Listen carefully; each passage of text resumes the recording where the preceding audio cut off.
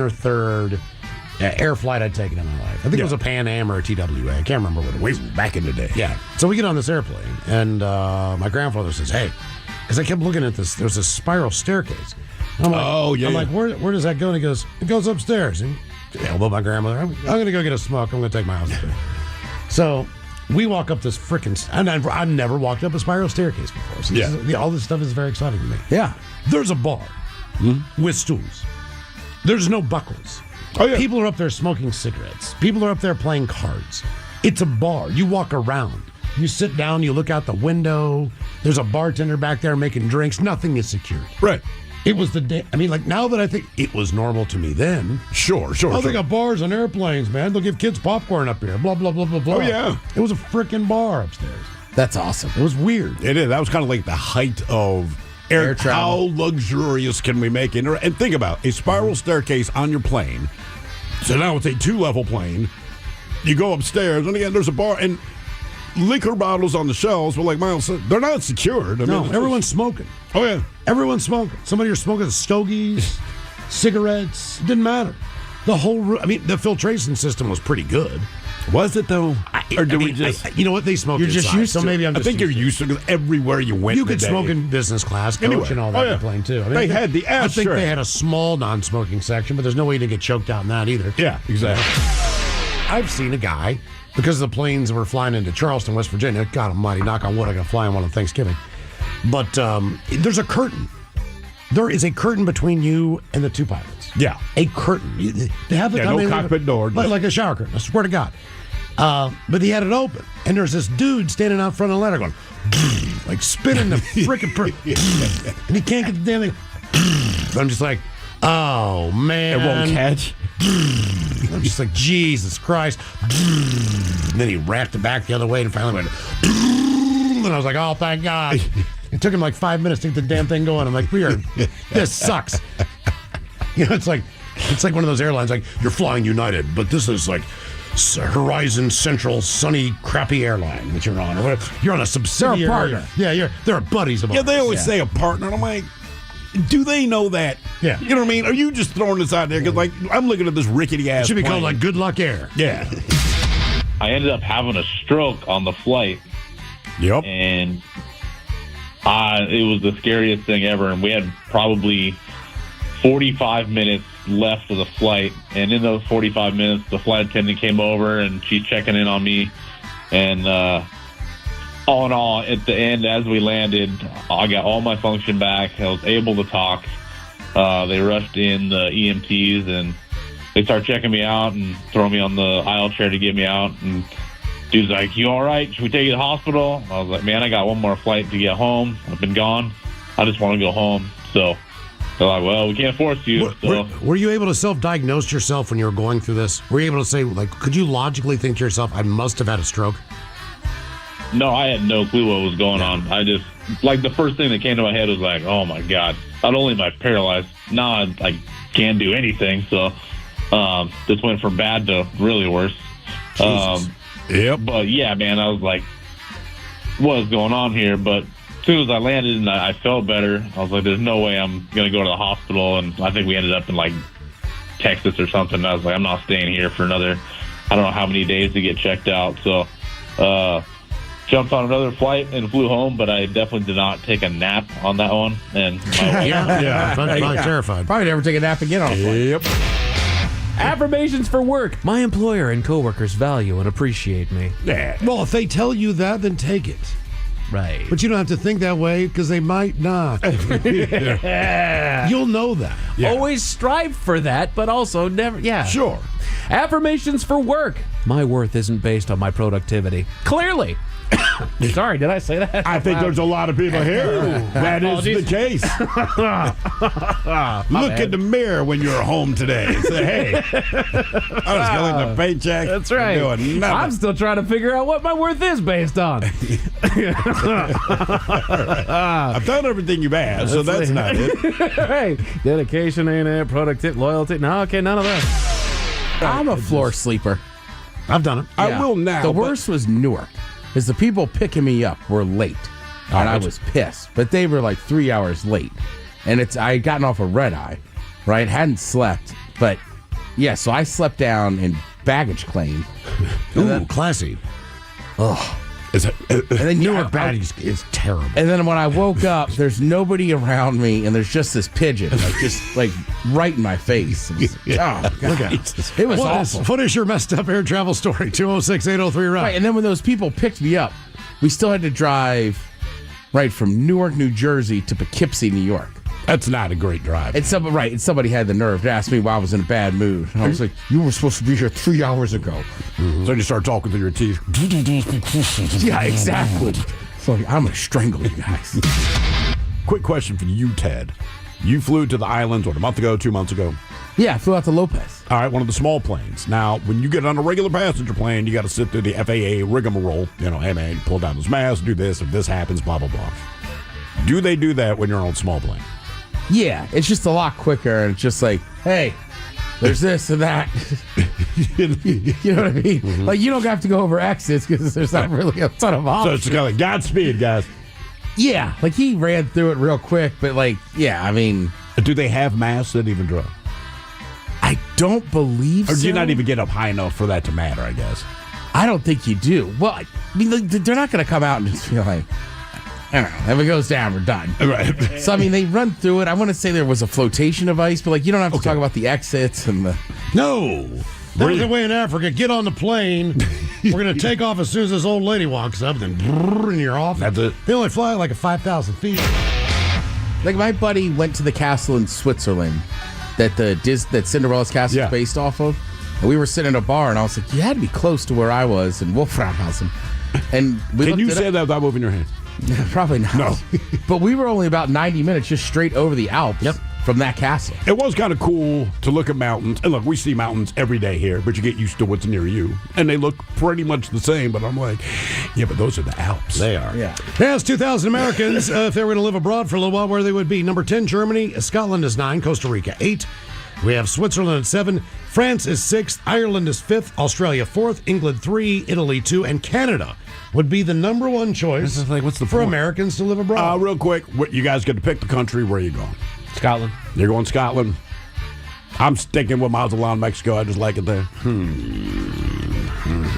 Any country. Miles, pick any country. Man, not knowing and not being there, I would love to go to New Zealand or Australia and check that out. Yeah. I just don't know Yeah. anything about it. Just know everybody who goes there goes, it's awesome. They'll always have a great time. That's all you need. Yep. Ted? Damn it. I was going to go with England or Ireland, but he's right. I've never been to Australia, but I'm dying to go. I know, me too. Affirmations for work. I'm proud of how far I've come. What did you measure it? 3 feet 6 inches. That's a new record. I knew it. I knew I should have held off for 2 weeks. Next time, 3 weeks. I'll break that record. I'll start saying that to people. You have no idea how far I've It's like the come. marks on the wall when you're young and you get taller. Now it's just on the floor now. You can only see it with a black light. Look out, Randy Barnes, of the shot putting champion of the world. What's that tape line for? That's where I rest my toes and then it's like darts. Yeah, no kidding. This is the line you start from. Dum, dum. Start painting the ground like a shuffleboard. You ever lost one? Yeah, I did, man. I just, like, it had been a hot minute, and it's like, I'm like, I have no idea where that went, Well, man. or you could just and put- I need to find it before anyone else Put like a does. 3x3 blank canvas on the floor, right? Every time you're going to do it, do it there. And now, the Men's Room legacy continues. Unfortunately, what you're about to hear is real. The members of this radio program are simply not that bright, or what some people would call educated. They are merely stupid. They're not trying to offend anyone on purpose. And all have played doctors on TV. You have been warned and are cordially invited to join the party. This is the Men's Room. Forget it, man, and get with the countdown. Get with the countdown. Shake this square world and blast off for Kicksville. The trippers, the grasshoppers, the hip ones, all gathered in secrecy and flying high as a kite. This is the Men's Room with Miles and Thrill. You know what they say, shake your radio more than 3 times, and you're playing with it. You're listening to The Men's Room. And away we go. Welcome to the 20th anniversary season, episode number 4,417. Along with Steve the Thrill Hill, the Ted Smith, and Mike Hawk. And you on The Men's Room. On tap today, Taryn Daly and Steve Miggs from the Daily Miggs Morning Show join us once again. We will sit and spin.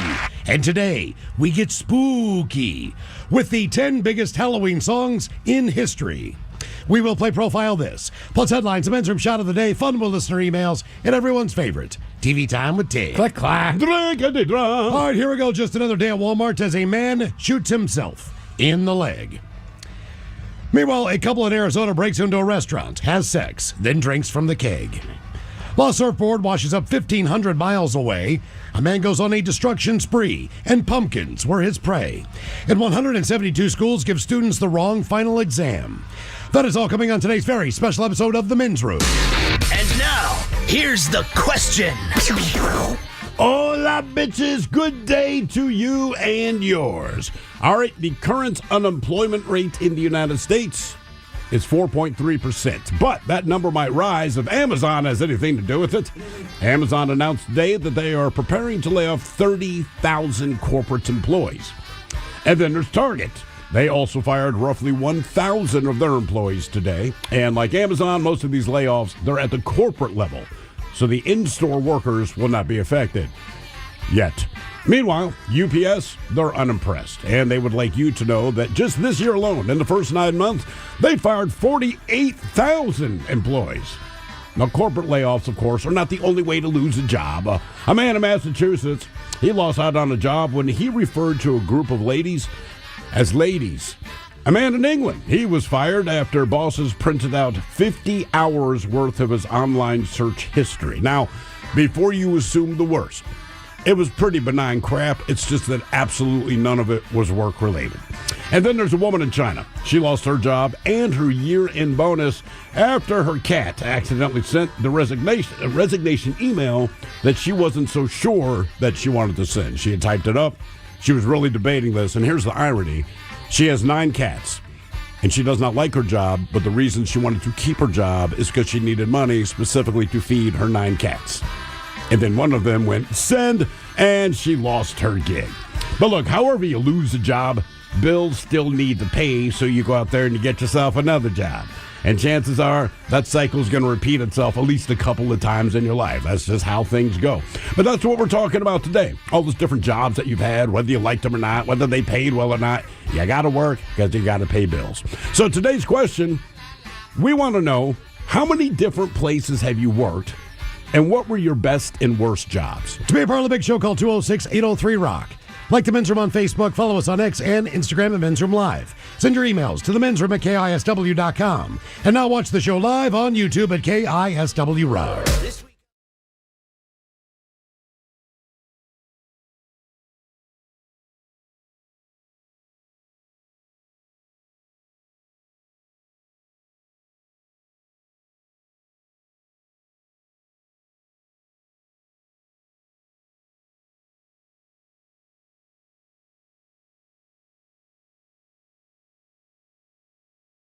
Our question, what is your messed up air travel story? 206-803-ROCK. Hello, Chris. Welcome to the Men's Room. Hola, bichola. Hola. All right, guys. Well, I'm a new flight attendant. Started almost 6 months ago. All right. How long's the training for that? I'm just curious. It was 4 weeks of intense training. What makes it intense? What is it? The emergency protocols or what? Well, a lot of people think, we just stand up there and look good and hand out sodas, but some people look good, some people do not. Yeah, that's me. Yeah, I'm the good-looking one. Good looking one. All right. But it's mostly life-saving. We're doing everything up there. A lot of people think that we might have someone in row 22A having chest pains while somebody in 3C is having anxiety. We're dealing with multiple things at once, but most of the training deals with saving a life. And I had that opportunity the day I actually graduated. I got my wings pinned. My son was there with me. And I was ready to go home. I was exhausted. So we board the plane. I'm still in my uniform. I'm doing what's called deadheading home. And right after takeoff, about 2 minutes into the climb out, a passenger in front of me hit the flight attendant call button. And I was so close to him, I got up and I'm like, hey, what's going on? And he told me that he had like numb fingers and just didn't feel right. So another flight attendant came up and we kind of went through our questions and determined that it wasn't really serious, but we were going to keep a close eye on him and it might be low blood sugar. And he got up, went to the bathroom, came back and said he felt better. And I said, hey, buddy, I'm 2 rows behind you sitting with my son. If you need anything, you just wave your hand. About 10 minutes later, he waves his hand, and I go up to him, and he said, do you have a row that I could lay down in? So I go look back, and I see my son sitting there. I'm like, yeah, you can have our row. We were going to move and let him have it so he could just lay down. And he stood up, he looked at me, and then all of a sudden his eyes rolled behind his head, and he collapsed in my arms. This is the first freaking day that you have got your pins. Yeah, I've got my brand new wings, and here I am with a guy completely gone. He's just in my arms, his legs folded under him, so it's an awkward position. I'm like, oh my God, he's going to break a leg. So I had to reach under his thighs to lift him up straight so I could lay him down. And I got him into what we call a recovery position, and I'm yelling, medical, medical. I ended up having to back away because they found a doctor and we got all of the medical kits out and everything. They were working on him, and I helped secure the cabin. We made an emergency landing in Amarillo, Texas, out of all places. Jesus. Wow. Did you just go to first class and say, will the doctor stand up, please? No, they did make an announcement if there's a doctor on board. And what if it's a dentist? Yeah, I know. What kind of... Because my maybe uncle, he's a professor at a university, teaches history. Yeah, my uncle's a doctor, but he's a botanist. So in theory, he could jump up. But I'm a botanist. I got this. Unless the man is a plant, he can't help it. By the way, did the doctor pop out of first class? The doctor, I couldn't tell you where the doctor was sitting, but I know that he did take an aisle seat and laid over the top of him while we were landing. We're assuming it was a heart attack. And he would come in and out of consciousness, grab his chest, and complain that it was hurting real bad. And thankfully, we got down on the ground quick. I mean, I've got to give it to these flight attendants and the pilots how when somebody's in distress like that, everything is about getting them to the ground as safely and quickly as possible, get them into an ambulance and get them to where they need to go. And I'm praying the guy's okay. You proved it because you sprang into action, man. I mean, good on you. That's insane to me that is day one. How does the flight work? Like, if you're making an emergency landing, like, does Amarillo just say, hey, every other plane, you can't land right now? You can only land there in the morning. Right. Yeah, they'll make a call right away to the tower and request a diversion city for medical. And, yeah, they'll clear everything for just us to be able to come in right away. I don't think Amarillo has a lot of traffic in their pattern. I don't think they do, no. And, hey, I got lucky, too. I was one of the first to be stuck in one of the tower closures. Oh, nice. A week ago. Yeah, it was great. Jesus. 2 hours we sat Hey, man, on. how old is your son? Since he had to witness all this and see Dad spring into action, how old is he?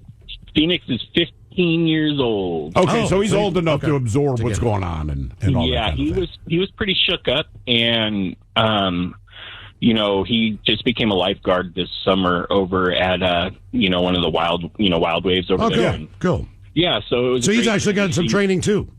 He did, and he was really eager to ask a lot of questions. And we ended up missing the flight home because we had to connect through another city, and we ended up having to overnight in another city. Of course, I wanted to go home, but that wasn't happening. Now, wait a minute. As a flight attendant, do you get any kind of juice on bumping yourself up to another flight if it's on the same airline? Not really. It's kind of a standby thing, so it goes by seniority order for sure. What made you want to be a flight attendant? How well everyone treats you? I was 20 years as one of those ramp guys out there, and my shoulder started really giving me a lot of heartache, and I talked to my wife and said, hey, there's a flight attendant opening, and when she gave me the thumbs up, it's like, this is happening. Is there still those agents that fly on the plane? What are those guys called again? Air marshals? Air marshals. Do they still do that? Oh yeah. I can't really go into depth. on that. No. Yeah, I always play the game just as I'm sitting there. Yeah, you're not supposed to know who they are. Who's but- the air marshal?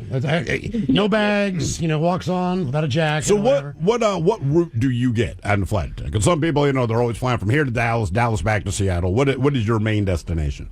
Being new, I get to like Midland, Texas, to where there's like a garbage can that I can view on my layover.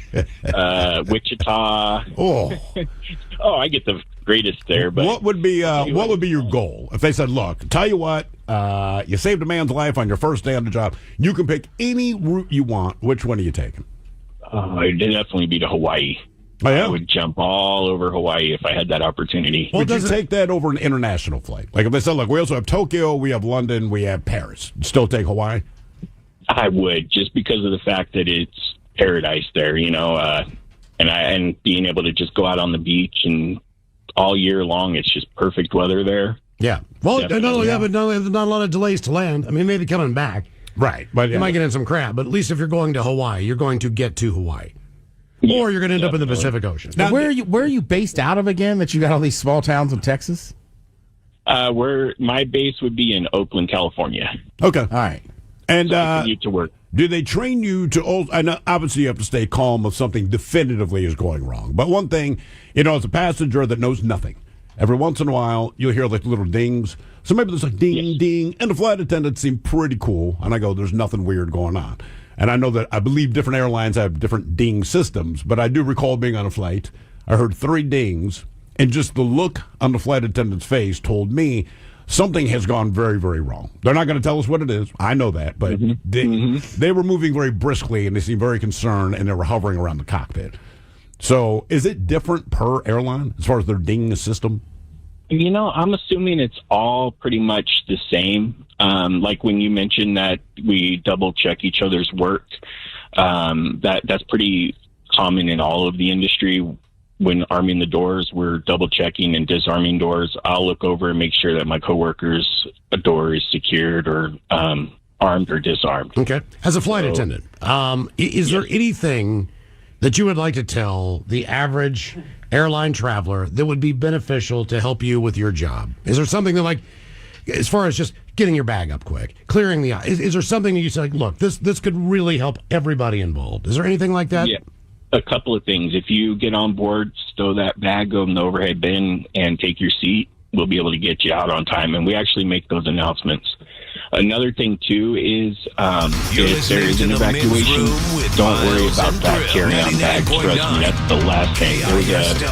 Oh, but tell us, away we go. Welcome to the 20th anniversary season, episode number 4,417. What a large and in charge program we have for you today.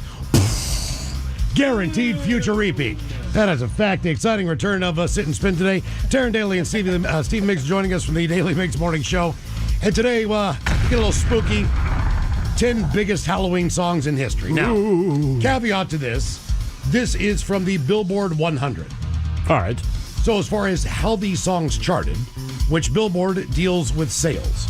Yeah, typically sales of singles and albums as well. But for the most part, the singles kind of play into how they count things up. All right, so you got to think Thriller, maybe? Well, right? It just depends on how they judge it by title. So, look, if you have a song, your favorite band, Ted the Eagles, or Eagles. Eagles. It's just Eagles. There's no Eagles. Witchy Woman. Witchy Woman. Witchy Woman. Is that a Halloween song? It's about a woman who's kind of witchy. Okay. That's what I'm saying. Running with the Devil. All right, I Van got it. Halen. So the title. Like, how did they pick these songs? I'm not sure. Okay. Is it based on the word association with things we know?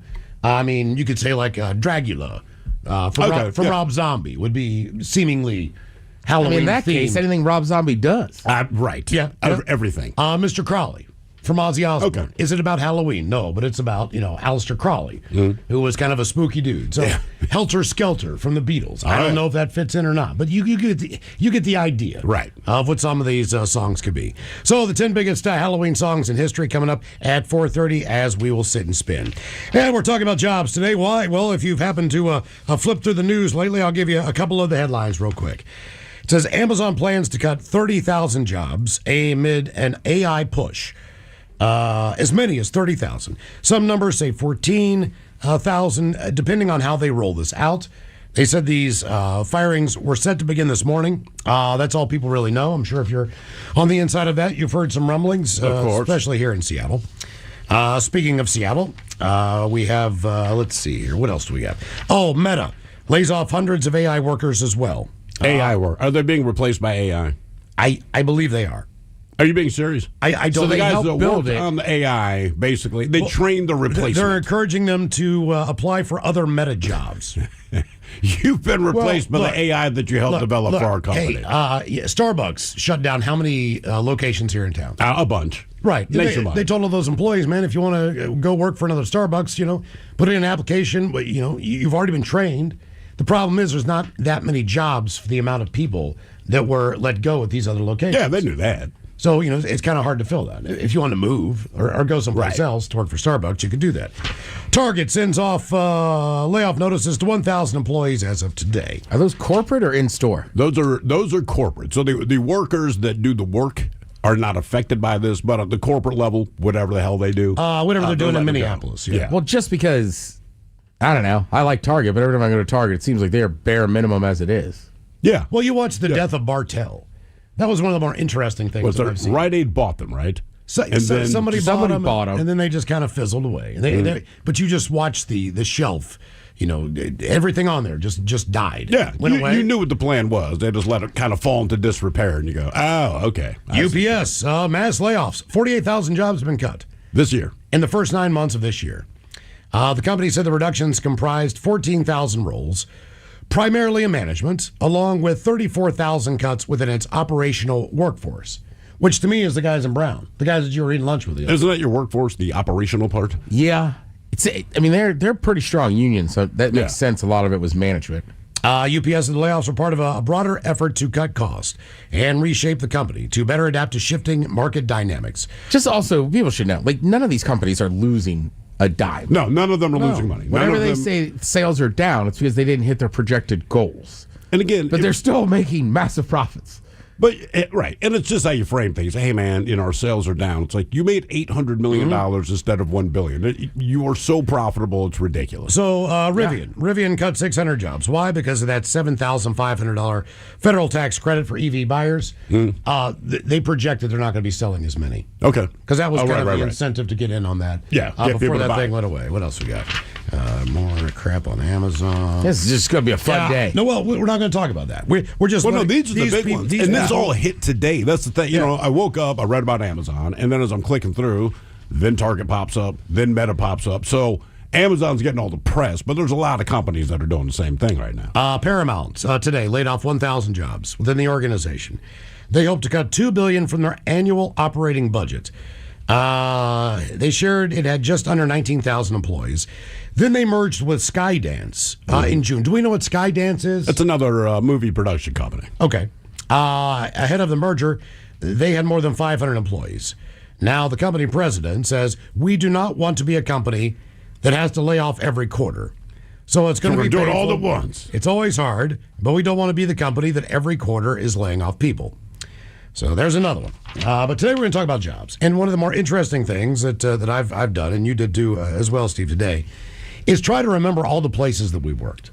It's more difficult than you would think. I'll go use the bathroom and go, oh, yeah, there's another one. And I'm sure there are about 4 jobs I'm missing. Or how many do you have? Because mine right now I have 25. 1, 2, 3, 4, 5, 6, 7, 8, 9, 10, 11, 12, 13, 14, 15, 16 right now that I can remember. You got 16, I got 25. And to be fair, a lot of it was pre-radio, my restaurant days, where you bounce back and forth. But incredibly, out of the 25 jobs, I've only been fired twice. Well, you know what? It's an interesting... One time because I did not show up, and the other time because I may or may not have had something to do with money being stolen. If you get a paycheck, that counts as a job. Yeah, absolutely. All right. Well, we were taking away babysitting, grass cutting, right. unless you're a landscaper. Unless you're I'm counting landscaping because that was a real job. But I coached 1 year at JV baseball and got like $1,200. Yeah, that's a job. That's a job. Right. It's absolutely a job. Oh, there they go. I umpired baseball. Yeah, I forgot about that. Got paid for that. Umpired baseball games. Let's see, but it really is an interesting assignment because you go back in your life and you start from the very beginning. And the first job, that one's easy to remember. You always remember the first, and then you start cruising. Actually, through. That's not true. I remembered my second job. I always say the Chi-Chi's was my first job. It was not. I had a job at the Baltimore Arena. So I wrote down Chi-Chi's first, started going down. Then I'm like, oh, dude, you had a job before that. Right. Then I thought of another job that I had around the same time. You're right. It's very difficult to go back and in remember time all. it starts settling down. You have a job for 5 years maybe or 10 years. And we're also talking about this. Look, man, if you work for, whoever you work for, if you work for, if you're a retail manager and you're working at Target, and then, you've worked at Best Buy before that or Circuit City in the world back in the day. Even though it's basically the same job. But it's different places. Those are different working places. And it's different dynamics. I mean, that's what I'm saying with cooking. Like, I cooked it, 1, 2, 3, 4, 5, 6, 7, 8, 9, 10, 11, 12, 13, 14, 15, 16 different restaurants. Same job, but they were all very Which one had the best food? The best food? When you're working there and you're cooking, you're probably not really that into the food, but I'm sure there's some that were better than others. The absolute it depends who you ask. So a lot of people would say Commander's Palace. I just disagree because that's a little too foo-foo for me, but Joy America Cafe had very good food. There's a place I worked called Egyptian Pizza. Yes, that was the name of it. Egyptian Pizza. Because the dudes that owned it were Egyptian. And I was the only actual U.S. guy that worked there. And I'm working in the kitchen. And there's one day that I'm working at Egyptian Pizza. And I got along with these guys, all right? But the main manager is this guy, Sam. But anytime they spoke to each other, they spoke in Egyptian. That is their native language. So I never knew what they were talking about. So I am cooking, and I hear they're going back and forth about something. I don't know what it is. Sounds kind of tense. But all I kind of hear is, just this good old, Steve, and I turn around. I'm like, did you just say my name? They're like, no, man. I'm like, look, not only did you say my name, but when you said this word that sounds like my name, everyone turned and looked at me. Right. He's like, no, man, it was just a word that sounds like Steve. I was like, that's a true story. Summer's Eve. Is Egyptian different than Farsi? Bro, you were asking the wrong person. Right. I don't know. I just heard them talking, and like I said, just that one time. I don't know. Steve, like what? Yep. Yeah. I think I'm at 11. 11 jobs. You got the liquor store. I got town hall in there, PJs, door-to-door, landscaping, catering backstage, baseball coach, janitor, basketball camp, paperboy. I forgot I did that one summer with my brother. Door-to-door sales. Door-to-door sales. Right. I used to DJ bat mitzvahs and weddings. Oh, shoot. And then I threw in there, I used to also bartend private parties. Are you hired? Are you contracted out to do it? Yeah. Like if you work in the catering world. I forgot I was a club DJ. Man. Okay, see, this is how this is going to go. What? Yeah, of course. You were a club DJ. Yes. I don't know why I think that's hilarious. Remember the time I told you that I woke up in the morning and that little kid was pulling on my arm. He said, "Do you want to play video games?" Yeah. Oh, is that how you met her? Yeah, I met her at the club. Oh, okay. Then we went home, and then I didn't know she had a kid, and then I woke up in a trailer with a kid. I just had sex with your mom, kid. Yeah. And then good call. We forgot about working a door at Georgetown. We started playing video games in the morning. He said, "Are you my new dad?" Oh my God! Oh yeah. But then she made great breakfast. That was the club DJ night. Just weird. Are you my new dad? Yeah. I said, "No, I'll be your best friend." I said, "But you got a dad, and I can act like a dad." But I said, "I'm not your dad." I'm gonna have sex with your mom like your dad. Did you ever go back and see her again? You know what? I kept kind of all right. Couple things on this one. The trailer park that she lived in was probably 200 to 300 trailers. It was one of the most sprawling trailer parks in the area. All right. I could not tell you. It was the beautiful one. I could not. If I drove my car through there, I don't know if I'd know which trailer she lived in. All right. And I did that not. We did not give each other phone numbers. We just hooked up that night. Yeah. And I ended up, going home with her, and I gave her a ride, and I woke up, gave her to him. God got home. Figured out my way home. So here's what I got: sprawling, beautiful. No, I'm just saying it was just amazing. No, I hear you, man. You pull into one entrance. It was the Manhattan of trailer parks. It was huge. They had a pool. They had a tennis court. I do remember that. A basketball court. As far as trailer park goes, it sounds nice. Yeah, they look at the park for kids. With the playground. Yeah, they're not all terrible. No, they're not.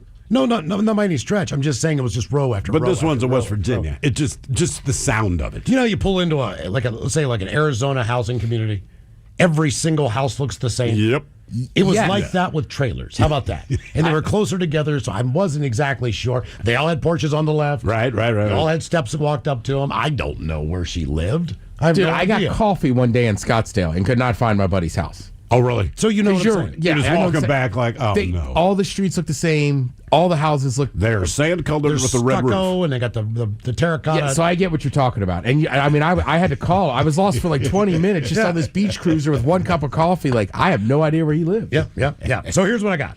Starting at 12 years old, I was a vendor for Mountaineer football games. All right. Which was a great job. I've told you guys about that. For a few years, I was a Boy Scout counselor, which means I lived in a tent for 3 months over the summer and taught kids different stuff. Stop bragging. Yeah, right. They would come for a week, and then a new group would come in for a week. That's kind of how that went. I worked for an exterminator, termite service, Tri-State Exterminating. Mm-hmm. I was the guy that drilled the holes for termites. All right. And then, because I was not allowed to operate those chemicals, the guy who owned the operation, he basically just went in and went, squirted in the holes, and then I went and filled the holes up with concrete. That was my job.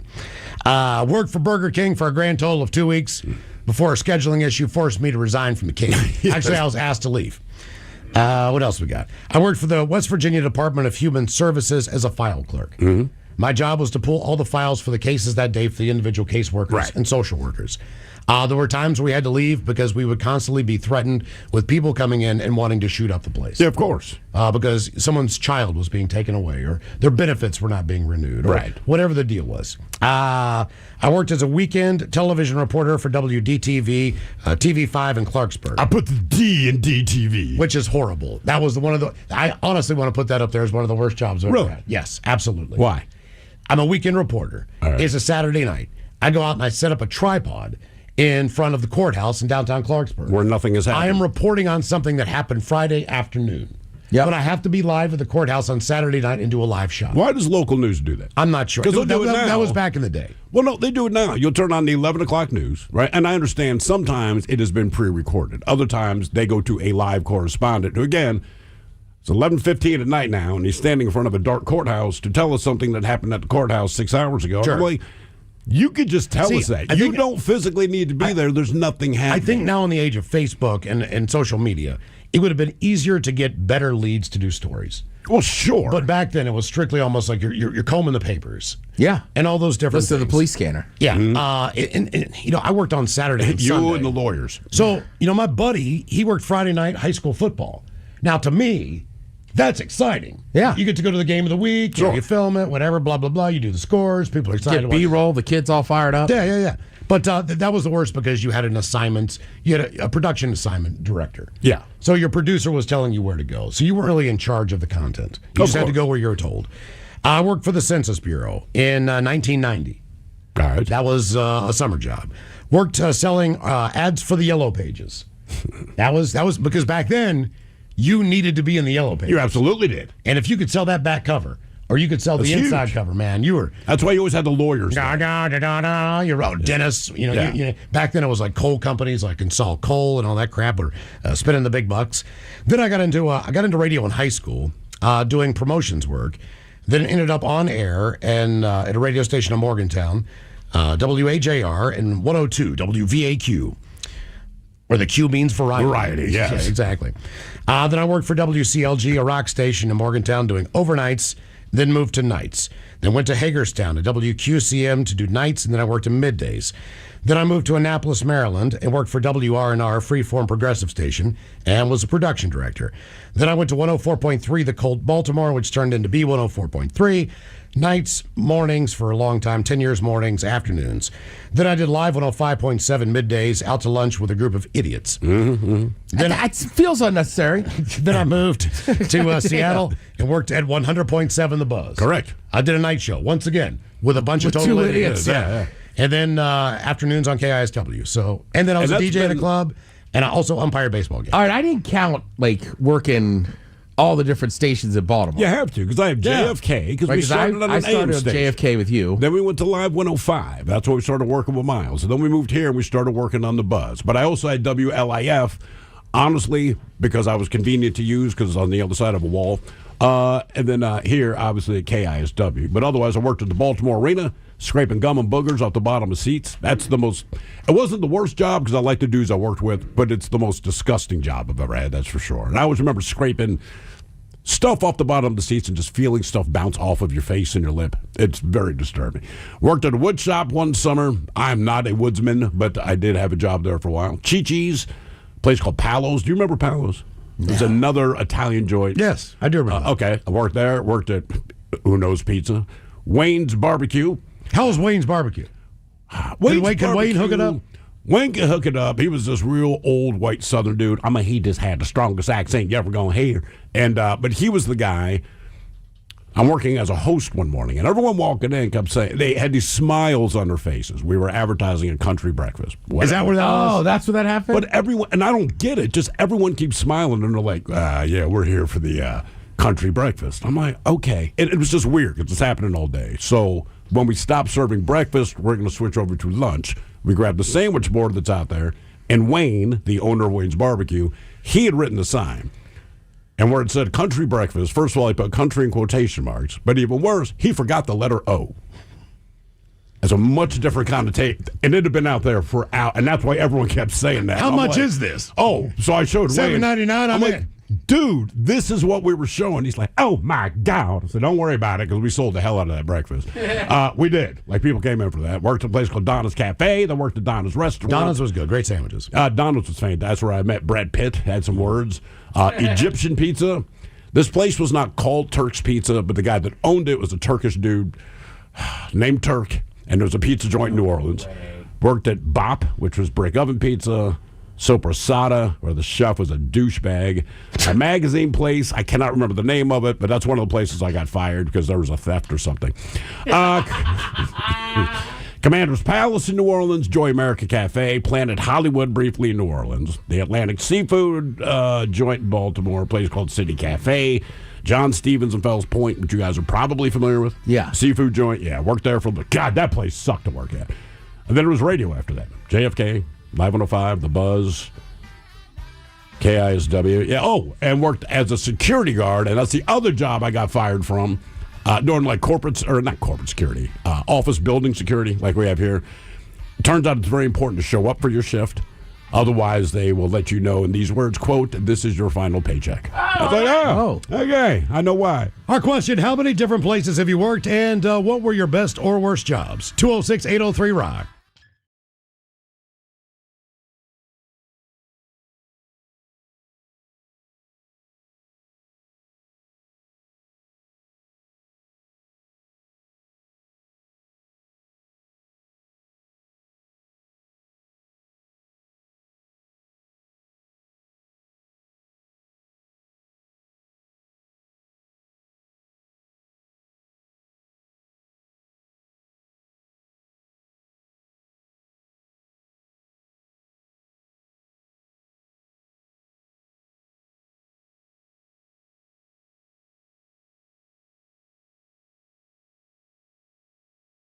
Me, that's the last thing. There was a crash in Russia just about 10 years ago where everyone was trying to grab their carry-on bags while the back of the airplane's on fire. Jesus. And unfortunately, it killed half the passengers because everything was fell out the window.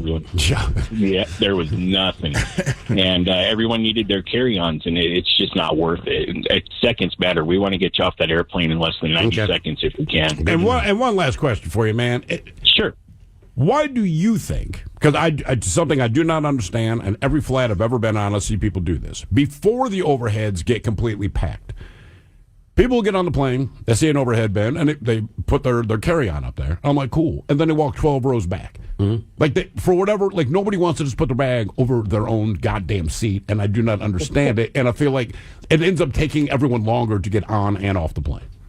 Yes, absolutely. Absolutely. I don't know the reasoning for it. I've been trying to figure that out since I've only been doing this about 6 months, and I couldn't give you a definitive answer on that one. I think that people just panic. They worry they're not going to find any space, so they just see an open space and throw it in there. Maybe that's it. I don't know. Swear to God, that's my whole theory on it. But just put your bag over your seat, man. You know where you're sitting. Just put it there. Is there like a bartender would tell you, there's certain drinks that just kind of like raise your attention, that fly a flag. Is there one drink that you serve on a plane where you're like, oh no, this guy? What we're saying is that Jack Daniels. What is it? Hot chocolate when it's only a 30-minute, 40-minute flight, and you're like, oh no, because you've got to actually rip open the package, stir it, get it ready. I've read that someplace. What's the most annoying request that you get on the regular? the regular request, you're just like, Jesus. What if it's a 6-year-old kid? He just wants a hot chocolate. Right. The most regular request, in terms of what is frustrating, Yes. it's got to be the hot chocolate or Hot chocolate. I never would have guessed hot chocolate, man. No, me neither. That would not have been on my list. You know, I'm gonna it's just a to be a 2-hour D. flight. I'm gonna do it next time I get on. Can I get a Jack and hot chocolate? If it's a 2-hour flight, that's not an issue. But sometimes, we have those really short hops, and we're like, oh no, I've got to get 80 people served in less than 15 This minutes. idiot wants a hot chocolate. Whiskey and hot chocolate doesn't sound that bad. It doesn't at all. And they don't get a chance to drink it because by then we're already collecting everything. Yeah, that was gonna be my Okay. question. If it's that. Yeah, I went out for like a month with a flight attendant. Her big thing for me, she was just like, just don't hit the call button for booze. She's like, yeah, because we're probably going to cut you off. Well, to be fair, now Miles is hit the call button for booze, but he pressed mine, Yeah. and that was very uncomfortable. His flight attendant even said, "Is this for the gentleman behind you?" I'm like, "No. Can I get a double vodka soda?" And she's like, "You've been drinking Jack all day." I'm like, "I'm just switching up my appetite." She's like, "Well, that's funny because the guy behind you has been drinking double vodka sodas." I'm like, "I don't even know the guy. I don't know what Yeah. to tell you." I'm tapping him on the shoulder like, did you get it? Oh, yeah, the look on her face was like, "I know you're full of S, but I'm not going to say anything." Yeah.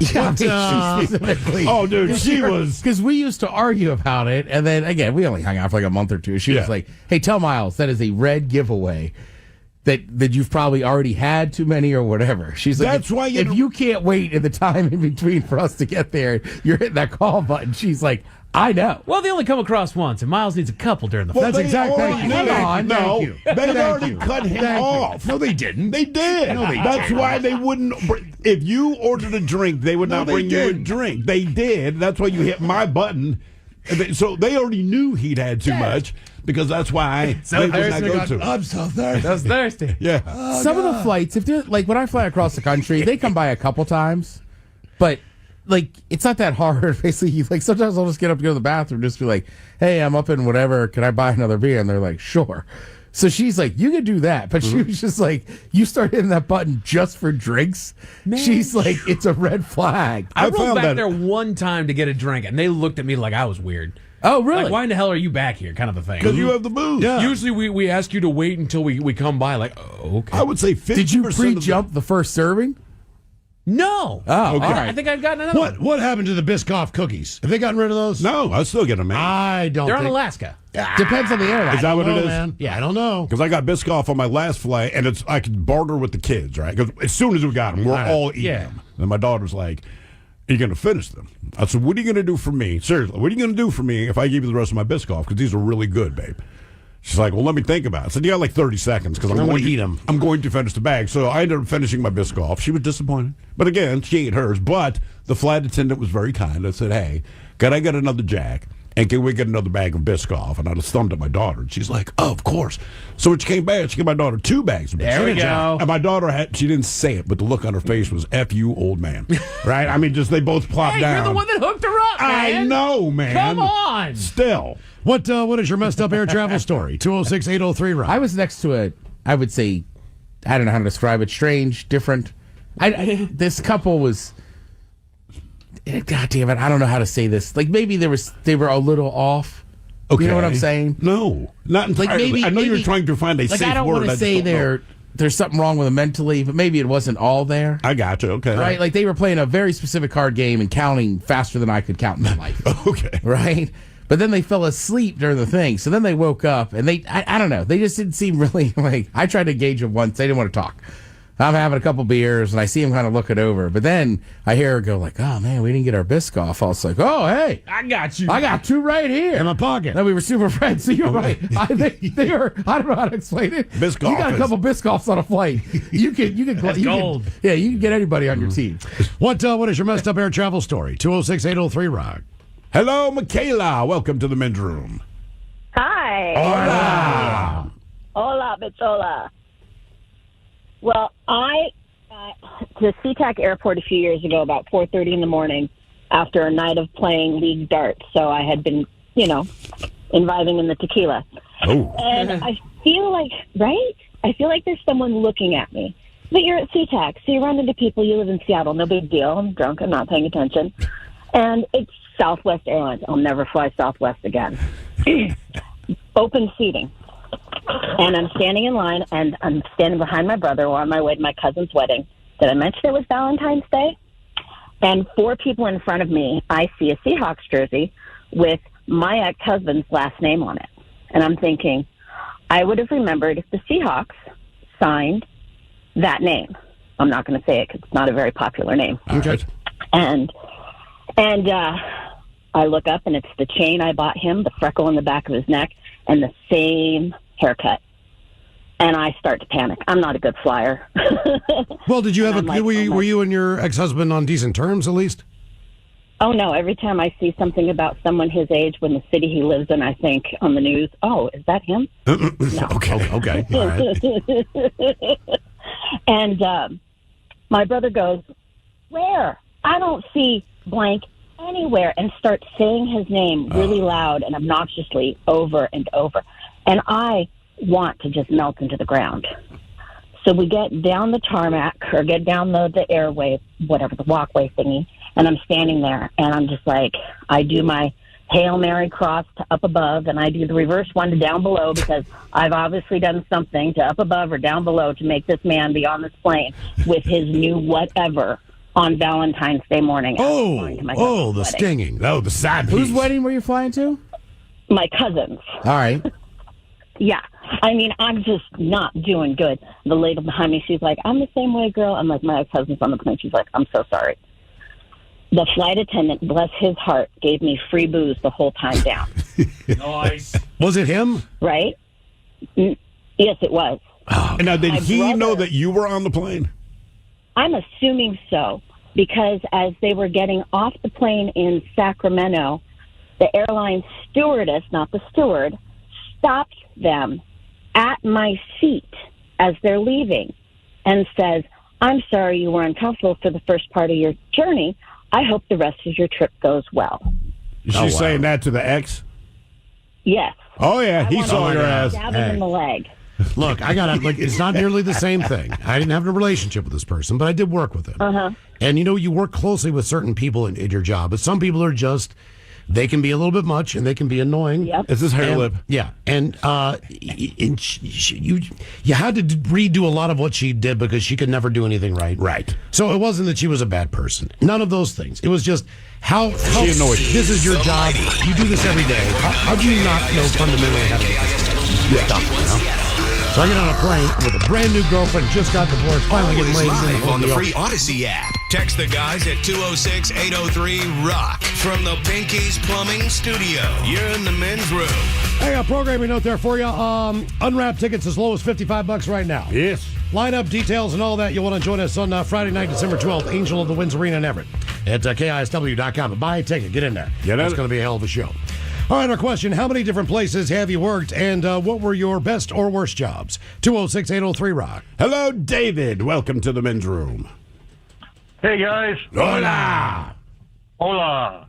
Hey, so I've had about 10 jobs that I've been able to figure out to my head. I'm 38 currently. All right. Worst job was an incoming call center, so obviously people calling in, just asking about their bills. Man, that was an interesting place, but lots of food because women bring food to the office. And then I worked at a pot shop for 6 years, actually, up north a ways. How was that? That was fun. It was great because everybody's so happy to see you all the time. And so it's a great job for that. But then everything on the back end, you kind of are scared shitless because Once again, men's room colors, here are the 7 words you can't say on the radio. Sucker, mother, and please keep those words in mind when calling. Now back to the program. So you're scared, you say. Why? all the regulations that they have down on you, mainly because that, and they constantly drill into your head. You just can't sell to obviously anybody with an expired ID, anybody who's obviously underage, all that stuff, and just a lot of stuff on the back end that you just are not prepared for. until you actually work there. Okay. What were some of your more interesting clients? Like that, we meet people all the time that listen to the radio station. Some of them you can look at and go, black T-shirt, rock guy, makes sense. Yep. Other times it's a 13-year-old girl who says she's been listening with her dad, Or an 85-year-old Yeah. woman who So- stops yeah. you on the street. you know? Who was the weird? Who was the strangest? I should say.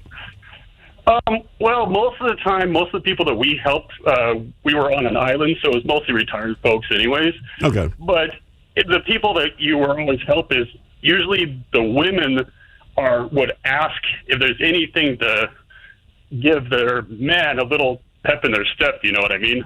Wait, Like, they went what to a strange- pot shop hoping to Viagra-size their guy? I hope you gave him sativa.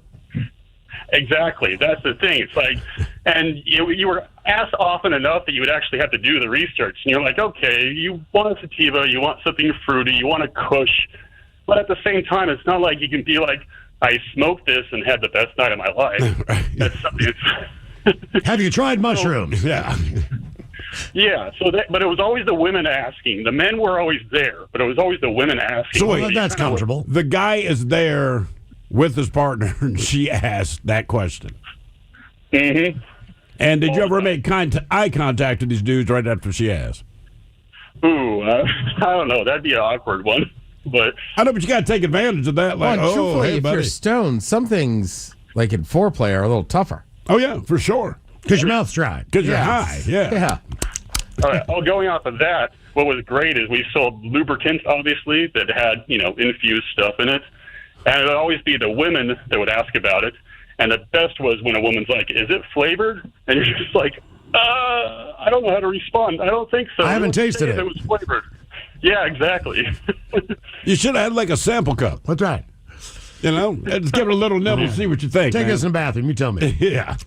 Is it flavored? Our question: how many different places have you worked, and what were your best or worst jobs? 206-803. I will say it is odd, kind of like bartenders. Yeah. Like, I get it. Bartender sometimes leaves the business. You're just like, damn, I like that bartender. Mm-hmm. Same thing. Like, I would go to the same shop and, if the manager or the bartender I liked left, I was like, damn. Yeah, it does happen because that's the guy you want to talk to. As far as flavored lubricants, what flavor would you get? Because the first thought that came to mind, teriyaki. Oh, God, no. Why? Look, it's flavored. It's salty enough. Yeah. I know, but I'm just I teriyaki- don't like teriyaki, the you flavor of The teriyaki, Yeah, the teriyaki is salty. Why? What are you going to go for? What? Like grape? Watermelon. Or Watermelon. Watermelon or banana. Watermelon. Really? Watermelon. Absolutely. What about you, Mike? I'm Think going about teriyaki. Harry Styles. This man. is Come the on. flavored lubricant. So I'm saying I'm picking teriyaki. I know it's a little out there. I just prefer the That's not savory bad, flavor. though. Yeah. Yeah, exactly. If there's going to be the taste in my mouth, like, gee, teriyaki, not exactly. How about habanero? Ooh. I would do it. Yeah. I mean, the idea of teriyaki is kind of changing my brain around here on this. Like, Because everybody goes fruit, and I Right. get it. I'm just saying, we got watermelon fruit and is banana pleasant, but here. like chicken would be great, or like tacos or something like that. Yeah, right. Tacos? Carne asada. Mole. Spaghetti. I mean, why not offer all the flavors? Munja. Damn, girl, you taste like Sunday dinner. Tastes like spaghetti, man. Like lasagna. No, man, give me some garlic bread. What are you, Garfield? Garlic bread. Garlic bread is delicious. Look, you can have garlic bread if you're getting teriyaki. Or lemon pepper. Just sitting there with Right. Parmesan cheese. I'm just saying, look. In the end, I understand it's sex. Biscuits right? and gravy. But I don't. Right. I like biscuits and gravy. Or just pancakes. Pizza. I mean, if they had it. Yeah. Like, dude, I'm in the mood for pizza, but we're Because going you're to do right. this first. It's Like, either chocolate or fruits. right. So, Didn't the folks at Bacon Salt, did they make a bacon lube? They did. Okay, I was going to say Yeah, that. I'm pretty see? sure. Yeah. it's right there, man. Breakfast It foods. didn't sell that well. Oh, yeah. I do believe that. It's a specialized thing. Pork chops. I guess I just always think of candy when I think of flavored lubes, and you think of fruit Everybody or does. chocolate. Baby, what is that? Pork chop? I'm Because just trying- sweet's easier. Just trying to mix it up, man. Mashed potatoes. Yeah, bouillabaisse. How many different places have you worked, and what were your best or worst jobs? Jesus, man. 206-803. I don't know. I did not expect you to say teriyaki. I'm just saying. Mac and cheese. Right, because here's the thing. yeah. I don't eat a lot of fruit. I don't eat a lot of vegetables, right? This is known about me. So if you say, well, here's a lube, like, well, I don't really eat watermelons. I don't want that. I do eat teriyaki. General Tso's chicken. Crab rangoon, Egg rolls. crying tiger, right? Egg roll, pork egg roll. But I guess mean, just whatever, like man. What? think about I don't- the night of Straight your up chili. the night of your wedding, right? There's like strawberries and champagne. Nobody goes back to the room and hammers down teriyaki. Well, they don't, but also they're not having sex with it. I'm just saying. Kung Pao chicken? What? Yes. Oh, what about orange chicken? Oh, Kung Pao in a chicken. heartbeat. Kung Pao chicken is awesome. Hell yeah. Exactly. I ordered that the other night. I forgot how good that is. So Kung Pao chicken, Lube. It's got peanuts in it. And oh, man, Yeah. that stuff is awesome. She can't have another allergy, though. Found out she has a nut You allergy. talking about me or the food? She can't breathe. She went anaphylactic shock. I didn't ask. You don't have a nut allergy, do you? I'm here. Oh, my God. How many different places have you worked, and what was your best or worst jobs? What, man? Just- Yeah, I don't know, man. if you, I don't know, like, think about it. You go to like the food court at the mall, right? There's Panda Express. You want to get orange chicken. If they said, "Hey, sir, just so you know, also for $5, we have orange chicken lube," I'd be like, "Throw it in." Baby, is this Chipotle? Right? You know, Thanksgiving dinner.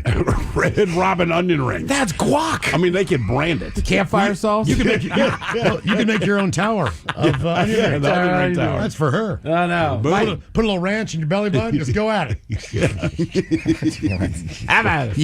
Blue cheese. Just dip it right in there, man. What do you need? Barbecue with like ketchup. And you could have corporate branding on it. So you'd have like Stubbs barbecue lube. Specifically Stubbs. Like, well, do you want A1 or Stubbs? Like, I haven't had A1 in a while. Hey, baby, grab the McLube. Let's get after it. Yeah, this is a low grade steak. You're gonna need something. Yeah. This ain't prime. You got a little mint jelly. Hey, what? You got Black Angus over there. I got some kind of crappy skirt steak. We need to bathe this thing. You just scratch straight I'm up trying brown to see if chuck. they even make the flavored lubes that are not just fruits. What do you have so far as flavored lube? We've gone off the rails here. I'm just saying they need to diversify. Not everybody wants to eat fruit. Yeah. For vegetarians, you can have like beets. Something. Nobody likes beets. Some people like beets, and those people are weird, but why not? Might as well just throw We do dirt have on it. watermelon, Of course they have watermelon. strawberry. But they got boring crap. That's what I'm saying, man. Let's mix it up a little bit. They do have there's a number of brands that make it. For the summertime, get a s'mores flavor. Oh, there's this stuff called Wet. Oh, strawberry, watermelon, passion fruit, pizzazz, poppin' cherry. Oh, God. Tropical fruit explosion. Cherry. That's what's called. That is the last one I'm buying, man. See that meeting? That was a good brainstorming meeting right there. Not just cherry. For the first time. Papa cherry. It's the flavor that just pops. It's a one-time use. That meeting was Cherry. worth it. Yeah. Oh, no. Mystical mint. Grape apple. No! Damn it! Why is everything mint? There's a chocolate mint here. Yeah. Oh, there's a cinnamon. You don't Ooh. need to put mint where it doesn't belong. Mint's awesome. I mean, look. Belongs on your teeth. That's it. Actually, if you want me to eat vegetables, your best bet would be like broccoli-flavored lube. There you go. Like, all right, I've developed a taste for it over the years. I will fight through this. This brand is called Suck Lick. Oh, suck lick. Easy. That's what it's called. I'm aware of that. What flavor are your Tic Tacs? These are fresh mint. You just said you hate mint. I didn't You got them say in your, I hated you've got mint. it in your pocket. I said mint gets put where it doesn't belong Ooh, all the here's, time. peach. This is where mint belongs. Tic Tac. In the mints. Peaches and cream. See, it's all the same kind of stuff, man. I'm just Really saying, is. mix it up. I cannot believe how many brands there are. Mm-hmm. Anyway, how many different places have you worked, and what were your best or worst jobs? 206-803-ROCK. Hello, Jennifer. Welcome to the men's We're all room. about the bacon stuff on the chat. Hello. Hola. Hola. Oh, there's a. Quat. Kumquat. Oh, yeah, there you go. Yeah. Fruit, yes. I found a black peppered bacon. Are you serious? Yeah. Lube? Yep. All right. Savory flavored By the lubes way, do exist. mint sucks. Thank you, Wow. Jennifer. Okay, so Jennifer, you and I stand mint. Mint is say we're about to get it on. We have our choice of two lubes. We have the mint you don't like or the black peppered bacon that Ted just found. We're going raw dog. Oh, okay. All right. At the commercial break, I want to tell you the name of this lube. Okay. But I do like cinnamon, and I would say this. If any man ever compared or said my Down Yonder tasted anything that sounded pork, roast beef, chicken, anything that belonged on a buffet, we're breaking up. Okay, I'll save it to How later. about Guy Fieri's donkey sauce? He better pound it that way. Donkey sauce. So how many jobs have you had? I've had about 53 and counting. You guys have added some of it on there since I've been counting, since I've been on hold. And it's not that I'm deranged or I can't hold down a job. I just, I'm just... You space out and forget what your job is? That was a bad time. I can say I've been holding the same down job now for about 15 years, so at least I'm steady there. And I am a federal employee who's been told to report to work with delay pay, so they're gonna owe me eventually. Do you get what's owed? What about your bills right now? Nothing. So right now I'm in the corner rocking myself with my whoopee with a bottle of wine. I did have to borrow from my TSP because I do know that probably this is the first time. I've been furloughed 5 times. This is the first time where I'm not going. They're being stubborn, and I am coming to reality because my LES said 0 all the way down. LES? What is the LES? LES is your leave statement. And on my leave statement, I love this. This is where I get to be funny. So they also put me on LWOP, which means is leave without pay. And I'm like, wait a minute, guys. I'm not on leave. I'm reporting to work without pay. I'm like, yeah, there's a difference. I'm reporting to work and I'm without pay. What do you do with the federal government? So I am actually called essential. So this is what's awesome about what I do, and this is why it's my favorite job.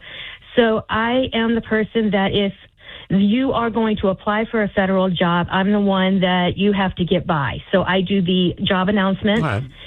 I vet the people if they're legally can apply for a federal position, like if you're a veteran, spouse, blah, blah, blah. And if you're qualified to be in that position. And what I hire for is for the medical portion of the job. So not only do I get to help hire people when we're not on furlough or federal freezing, I'm hiring people who are going to help save our service members' lives and their families. Awesome. Well, God forbid they pay you. Yeah, I know. Yeah.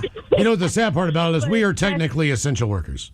And think about that. Think about you that. Guys are, we are. When you guys are doing your men's room red, I make sure that I buy that because I know people they don't make that them are anymore. affected by that. It's not the men's room red anymore. Yeah. All those people actually lost their jobs, too. Yeah, go figure. Yeah. So, yeah, I mean, it is. I go through this every administration. It happens. It's not just one particular group of people. I've been furloughed through Obama. I've been furloughed through Trump. I've been furloughed. Furloughed. Furloughed. Sounds like the Johnny Cash. I've been furloughed all the time. So exactly. You said you have to have a sense of humor during these things. Eventually, I am going to get paid, and then I can pay back my TSP. I'm really hoping that my coworkers who are not essential, and I hope they don't get laid off because I find them essential. I need them. That's how it should be. I can relate to that. If I look at any coworker, in my mind, I think you should be essential. I don't know that they are, but I always think, because anytime I hear, like when there's a weather thing, like, hey, only essential personnel. And I was saying, if you are not on that call, then be glad you have a job.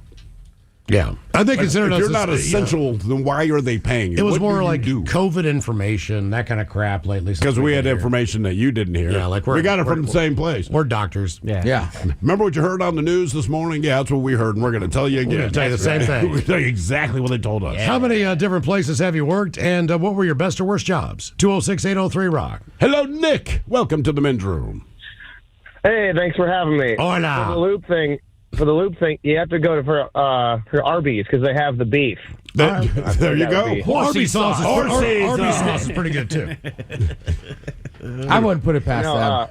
Oh, yeah. Seasoned curly sure. fry flavor. When you have the meat. Yeah, perfect for roast beef. So my day job, I teach the blind and visually impaired, but that's not the fun part of the story. Is I also do a lot of side jobs because I don't teach in the summertime. I check IDs at a bar in Snohomish, and that's always a ton of fun. You know, getting yelled at, getting called all the bad names, maybe getting punched from time to time. And like Ted said earlier, like your blood tenders. You get to meet all the cool bartenders. You get to meet all the cool customers, and sometimes those cool customers will fight you, and it's a lot of fun. What did the cool customers fight you? Sometimes. All right. Did you say as a bud tender or working a door?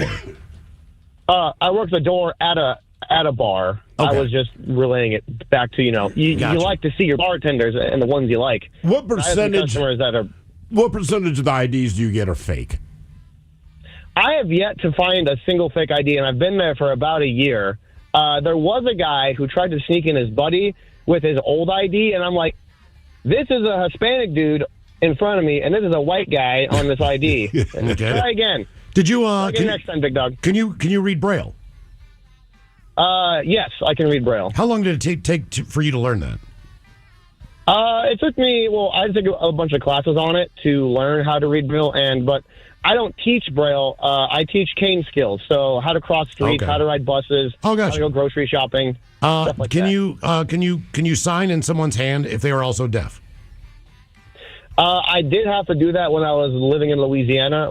There's a big thing called Usher syndrome that's down there, and that causes a lot of deaf and blindness. I'm not very good at it anymore. Right. And when I was down there, I had an interpreter who would, I could sign like for fun, like, like casual conversation, but I can't sign like, we're going to have a full-blown conversation about Right. important stuff. And I'm like, let's. It's too fast. Interpreter. People who do AS, it's too fast. Yeah. I mean, I took classes forever, and just somebody signed to me. I'm like, why did I do that? I didn't catch any of that. How many different places have you worked, and what were your best or worst jobs? 206-803-ROCK.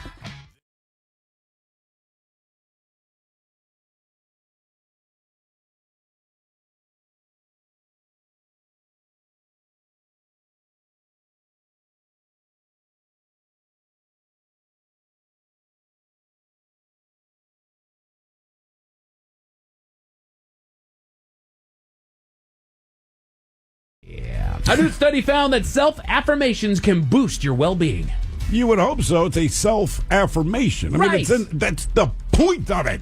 You guys ever give yourself any daily affirmations, weekly affirmations? Only when I look at myself in the mirror like, God damn, who's that good-looking neighbor? Oh, wait, that's me. You know what? That's one that you can use. The Men's Room Top 10. The Men's Room Top 10.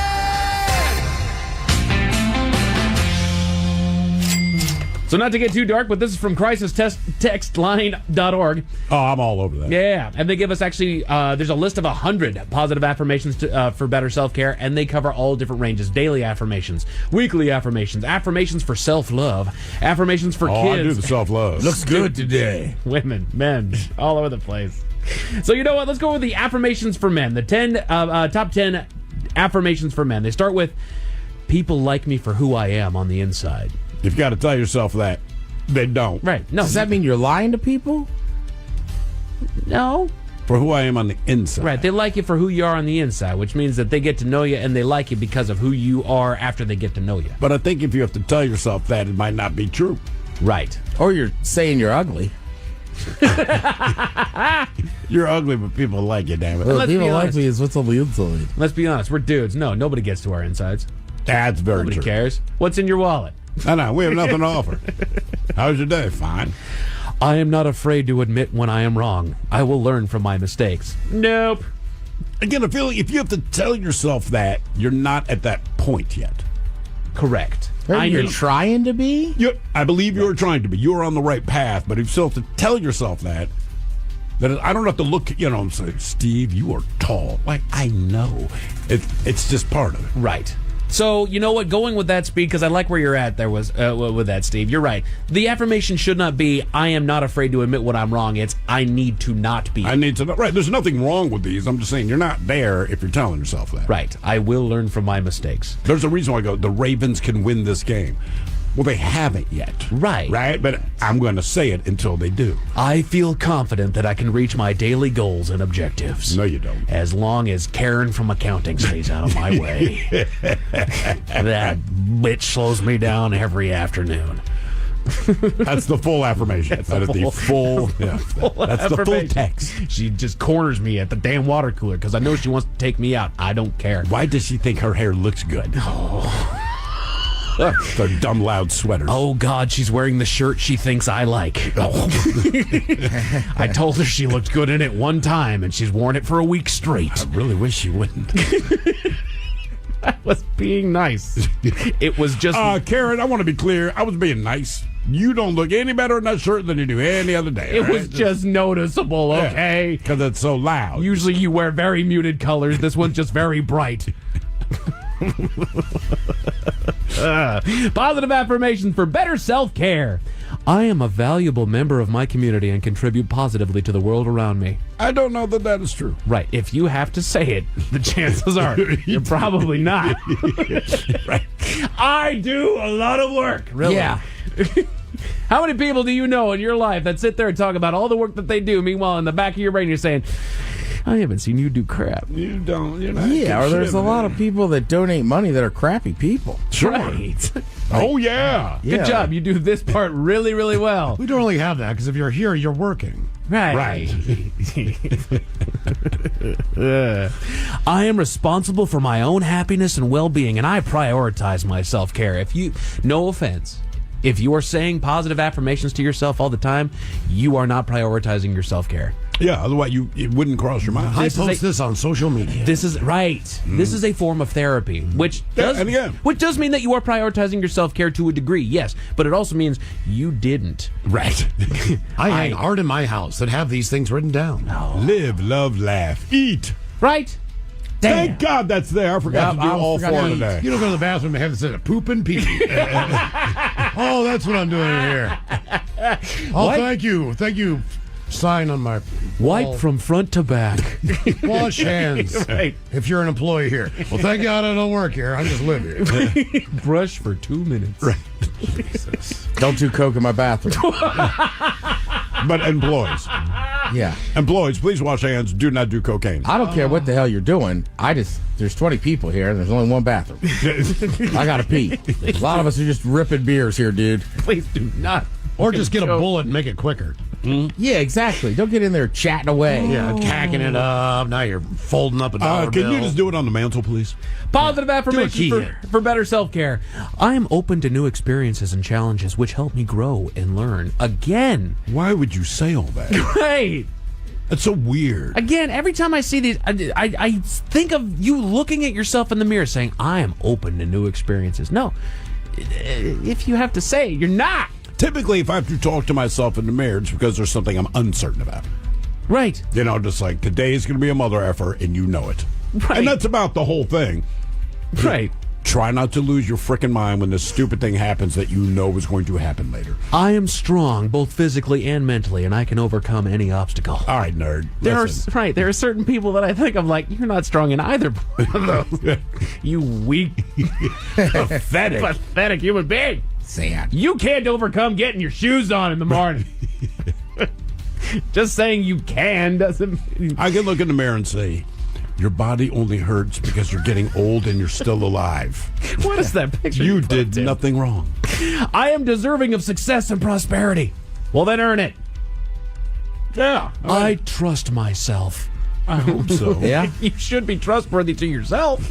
If you can't trust yourself. Right. Come on. It's kind of, at a certain point, it's hard to lie to yourself. You can a little bit, but like you know. Right. I know. I can trust myself to not trust myself a certain thing. Sure. Right? You know we you're are going to get yourself going into to the trouble. bar. I'm not going to look in the mirror and say, stop at 2 shots and 2 beers. I would look in the mirror and be like, you're going to be in a lot of trouble tomorrow. Let's find out why. Oh, a Mentalin you shouldn't have. No, really, it's yours. Here, take it. Right. It's okay to show emotion. Right. That was always my thing with cocaine. I don't trust myself, so I don't do it. You trust yourself well enough to know that you would love it. Yeah, I had the conversation Saturday night. So you've never done it? I said, like, man, it is 12:30 and I'm chatty already. You do not want to see me on this. Some affirmations for work here. I am in control of my reactions to stressful situations. Yeah, okay. Yeah, that one I could fathom a little bit. Right. You should be. Yeah, like that. That is the gold standard. My mind is clear and my focus is unwavering. No, it's not. That's why I'm looking in the mirror telling myself. That's right. My mind is clear. I'm on Indeed. I radiate positive energy in all my interactions. I wouldn't even lie about that to myself, brother. I think my reflection would even look at me like, are you sure about that? Some people just have that demeanor. Like, I woke up on the wrong side. Like, no, you didn't. You woke up on the only side. Right. There's only one side where you get out on, from what I could tell. There's a dent on this side of the bed for how long you can sleep in it. You don't roll over on the other side and get over there. Your memory foam only knows that side of the bed. Right, quit acting like you got a king. You got a twin, man. This is the only side you've got. Your memory foam had a lot of concussions. Affirmations for work. I attract success and abundance in my work. And it's for everybody else who continues to get promoted while I sit down here. Yeah, I know I've done some good at work. It's not for me. If you said that in an interview, I'd be like, all right, I think we're done here. Let's wrap this up. That's right, and we're done. My employer and coworkers value and appreciate me. Yeah. Well, if they tell you that, then take it. Right. But you don't have to think that way because they might not. You'll know that. Yeah. Always strive for that, but also never. Yeah. Sure. Affirmations for work. My worth isn't based on my productivity. Clearly. Sorry, did I say that? I think there's a lot of people here. That is the case.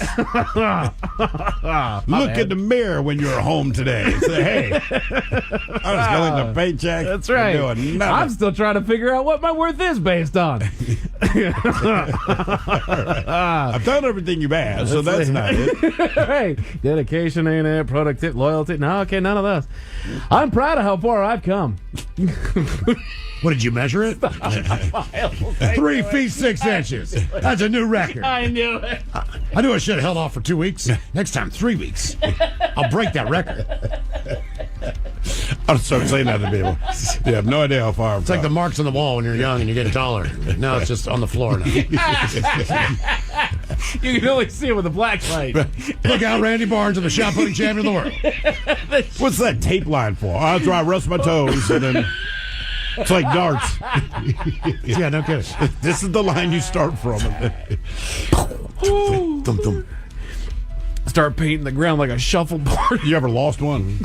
Yeah, I did, man. I just, like, it had been a hot minute, and it's like, I'm like, I have no idea where that went, man. Or you could just, and I need to find it before anyone else put like does. a 3x3 blank canvas on the floor, right? Every time you're going to do it, there. And then eventually get yourself a black light and hang that bad boy over your living room like continue. This is the Men's Room with Miles and Thrill. Our question, how many different places have you worked? What were your best or worst jobs? 206-803-ROCK. Hello, Mike. Welcome to the Men's Room. Hi. Hola, bichola.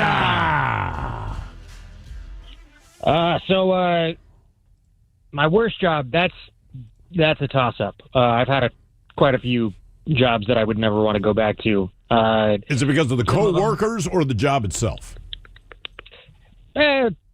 Both, depending on the job. Like my last job, I loved what I did. I worked at a homeless shelter / HIV AIDS clinic. It was an amazing group of people to work with, but we were so short-staffed that I was working like 72 hours a week, and it was just a nightmare.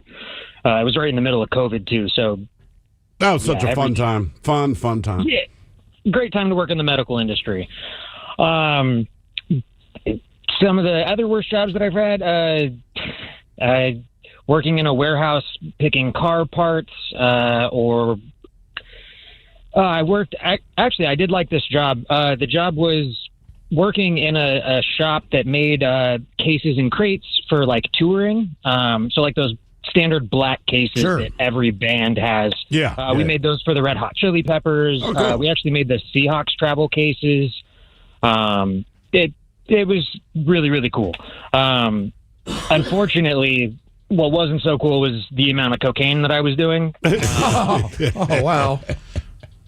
Yeah. Doing a pound over about 3 months is not a winning formula. How's your septum doing these days? Not there. Eroded? Yeah, severed. It's just like one big nostril now. More or less. It makes getting sick real fun. What was your first job? What was the first job you had?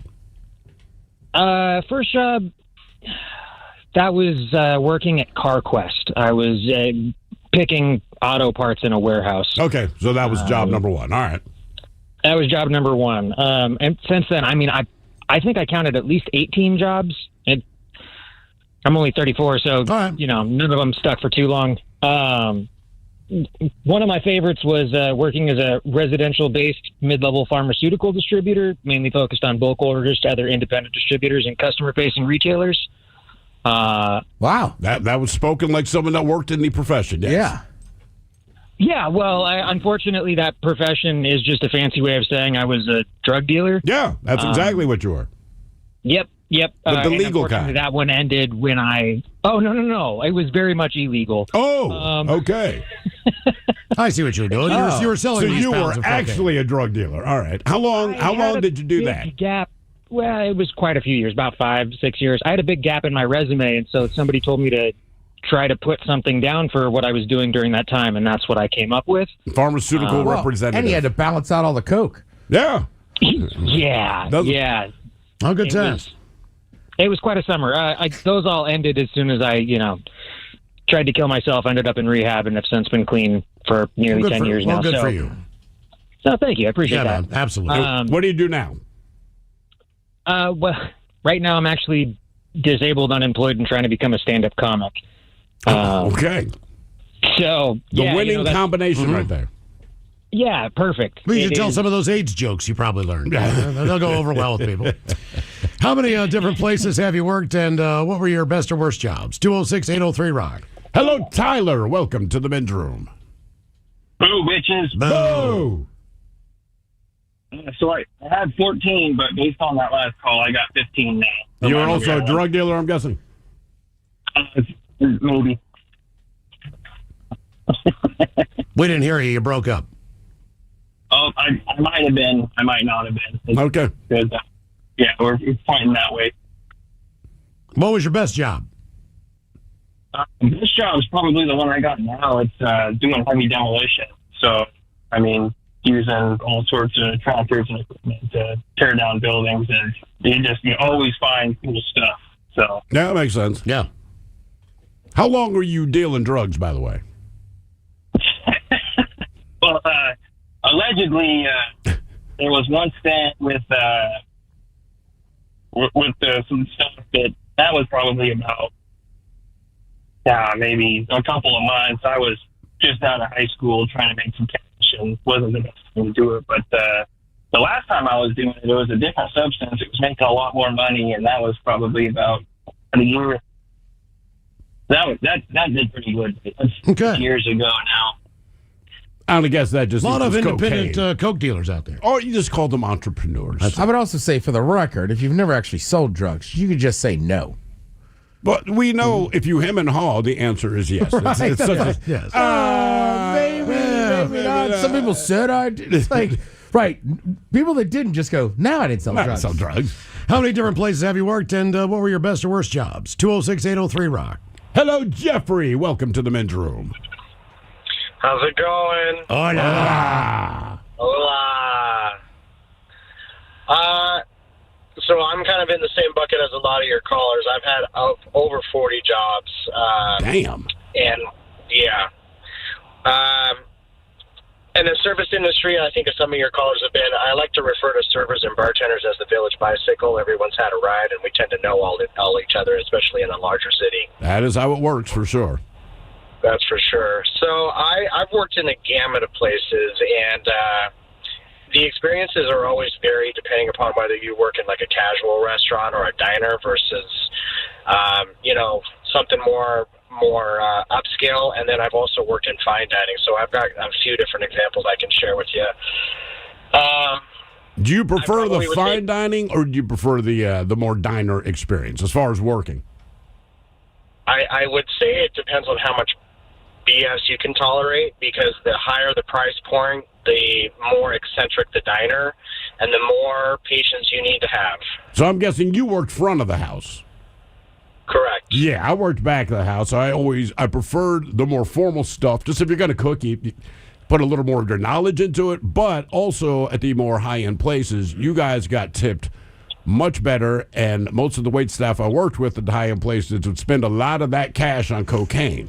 And then at the end of our shift, all the cooks were stoned just to keep your head level. So you'd always be, And at the end of the night, the bartender is giving us, quote unquote, a shift beer, which is as much beer as you could drink. Well, I will neither deny nor confirm that, but it's, and then the wait staff would lay down all the coke, and all the cooks would pull out the weed, and basically it's just a trade, and everybody got real high and real drunk. Let me ask you this. Same thing I asked Steve. Just based on all the places that you worked, where did you enjoy the food the most? Oh, goodness me. Of places that I've worked, where did I enjoy the food the most? Jesus. Well, I'm a big Italian fan, so some of my Italian restaurants I love, especially if they're making their own pastas. Oh, yeah. Now, this wasn't a bad experience, but there's a place up on Capitol Hill here in Seattle that makes an amazing Italian food. And shit, my brain is farting right now. hang on. Once again, bedroom colors. Jeez, Here are the and 7 that's the words word you today. can't I say know. on the radio. Sucker, mother, and please keep those words in mind when calling. Now back to the program. All right, Jeffrey, we got you back. Sorry about that. My bad. No worries. Sorry, man. Experience of one of my managers that I had to deal with. So I used to work for a chain here, and they're no longer with us, but it was right on the waterfront, McCormick and Schmick's. Oh, yeah. Great location, and I'm not going to name drop the manager, but we always had issues with this individual, and I was constantly talking to my GM about how I always knew he was drunk, but no one could ever prove it. Well, when they finally closed down the restaurant, this individual was responsible for the liquor inventories and all the orderings and all of the control of all the liquor. Well, they found 3.5 cases of our well vodka that had been drained and refilled with water, and so that was confirmation right there. Damn. You know what, man? You know what sucks about that place is they never filled that. They never filled that space. And What, same, Lake Union? and same with the They McCormick did, and downtown. It was like this. They filled it with like this sandwich spot. So if you guys are familiar, it's right down on Westlake on the waterfront here in South Lake Union. Underneath the It's Starbucks. vacant to get in. Yeah, well, they just closed the Starbucks too. Yeah, we know that too. yeah. Shocking. Man, I'm with you. I love McCormick's. I did too. And you know what? They did give, even though it's a chain, it started here in Seattle. But it was good The food. first one was decent down here on portions. 2nd or 1st, Yeah. wherever it was, where they still have the green awning up. But they would allow the local chefs to put their own little touch on it, depending on where Which you makes a difference. just based on the seafood That was in the available. They had one in basement of Baltimore. The Columbia Tower.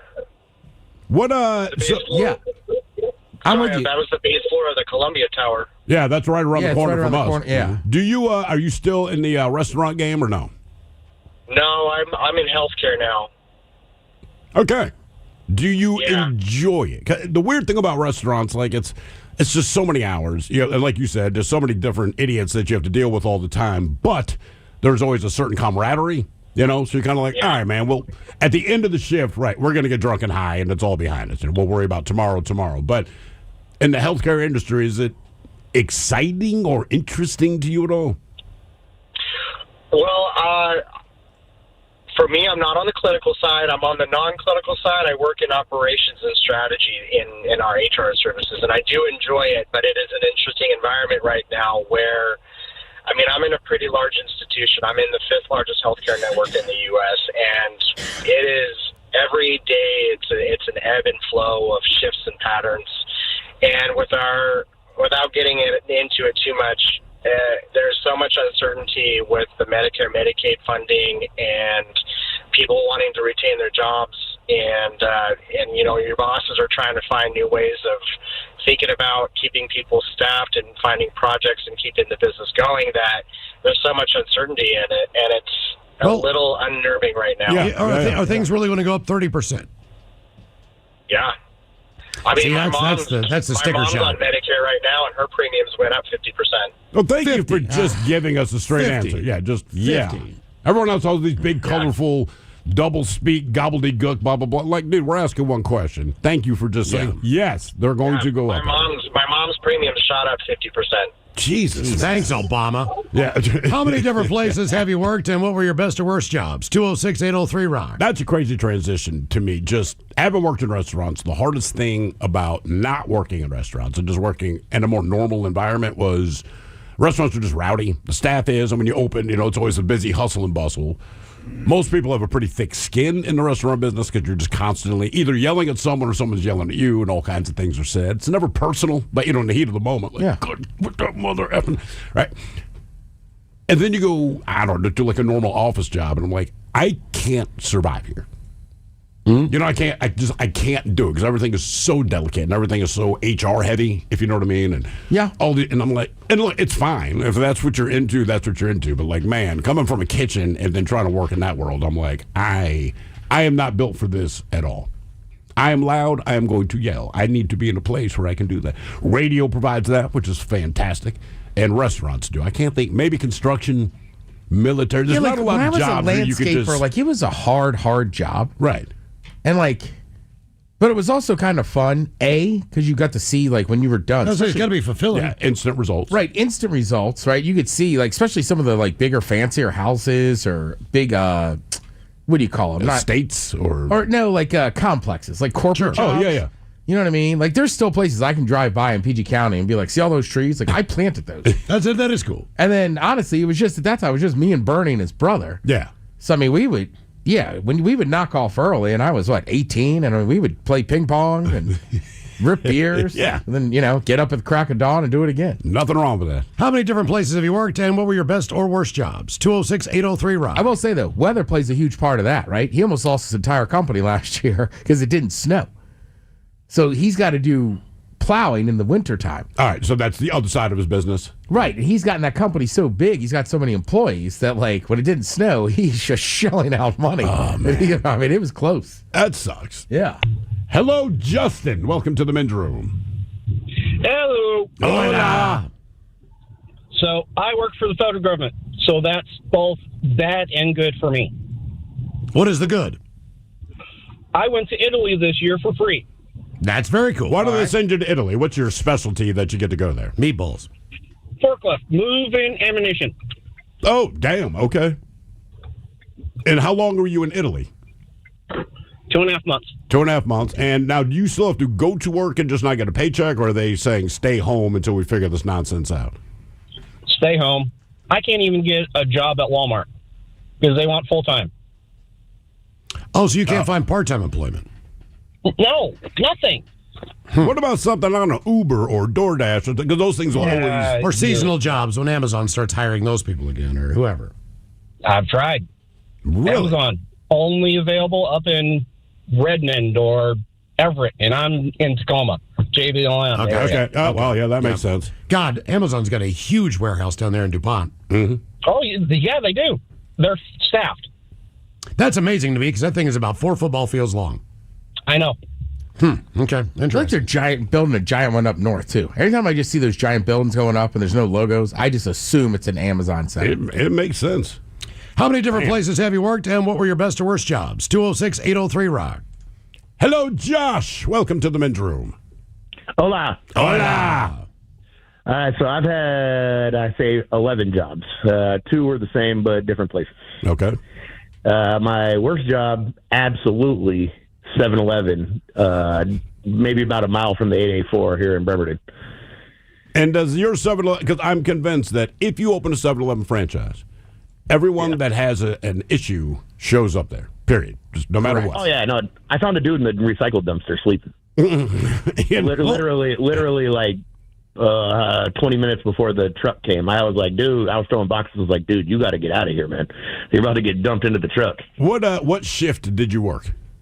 Graveyard, like 11 to 7, but I would not get off when I was supposed to. I always had to help the morning person, like, restock and do all this thing. But you don't get to sit down in there. What is the length of time on some of those food items that are spinning? Yeah. As far as how long they're allowed to be out there. Oh, the stuff in the roller grill? Yeah, the roller grill, whatever you got, the little chicken bites, all this stuff, pizza. Okay. I was there before the pizza. We didn't have that yet. Okay. Oh, wow. Okay. But this was 2014, so yeah, right before it came in. The one across town down by the ferry had that, but we didn't get that yet. Also, that 7-Eleven is right next to a weed shop and a Little Caesars. Well, that's strategic. You got pizza. You don't need it. And 7-Eleven pizza, by the way, it's not bad at all. It's not. No, I know. I fully agree. And Big Bite's a pretty good hot dog. It just depends on how long it's been rolling. Yeah. What's the worst experience? What's the worst experience that you had at 7-Eleven? Because that's just every time I walk in, I'm like, Jesus Christ, why can't it just be normal? Ever. The scammers on the phone trying to get you to load the prepaid cards over the phone. I don't know anything about that movie. No. At 7-Eleven? They'll call you up and try to get those prepaid cards loaded up with, like, you know, a couple $1,000 or whatnot. For 7-Eleven? Well, it's the prepaid. Oh, like the Visa prepaid. Okay. You know, those little joints that are on the cardboard thing. Yeah, I got you. Go over to the aisle. Yeah. But I only did that for about 8 months. My best job was probably working at the ferry. I told you guys about this at the 884. Well, Miles didn't hear it, but you and Ted did. You told me not to tell it on there, which I won't. But I was there for 15 years. Did you work on the ferry or at the ferry? I was in the toll booth. Okay, all right. And a dock employee, basically. Okay, I got you. Yeah. But that was an incredible experience. You know, I was there pre 9/11, so it was real lax. That job was great. And then after that, not so much. Yeah. If you worked in transportation on any level, man, I got to think if you did it pre 9/11 and then survived post 9/11, the fun got sucked out of that real quick. How many different places have you worked, and what were your best or worst jobs? 206-803-ROCK.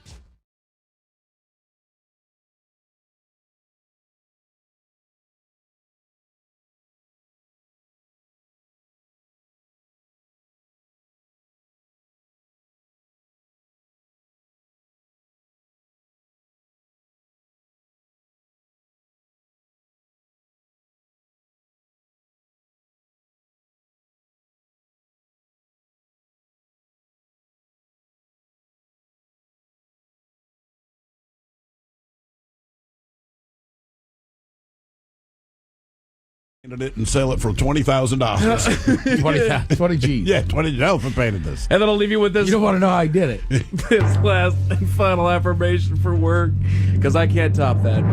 I deserve success as I define it. Well, yeah, as you define. Well, then work for it. Right. Or go find it. That's right. Then work for it. They're not going to give it to you. Go find it.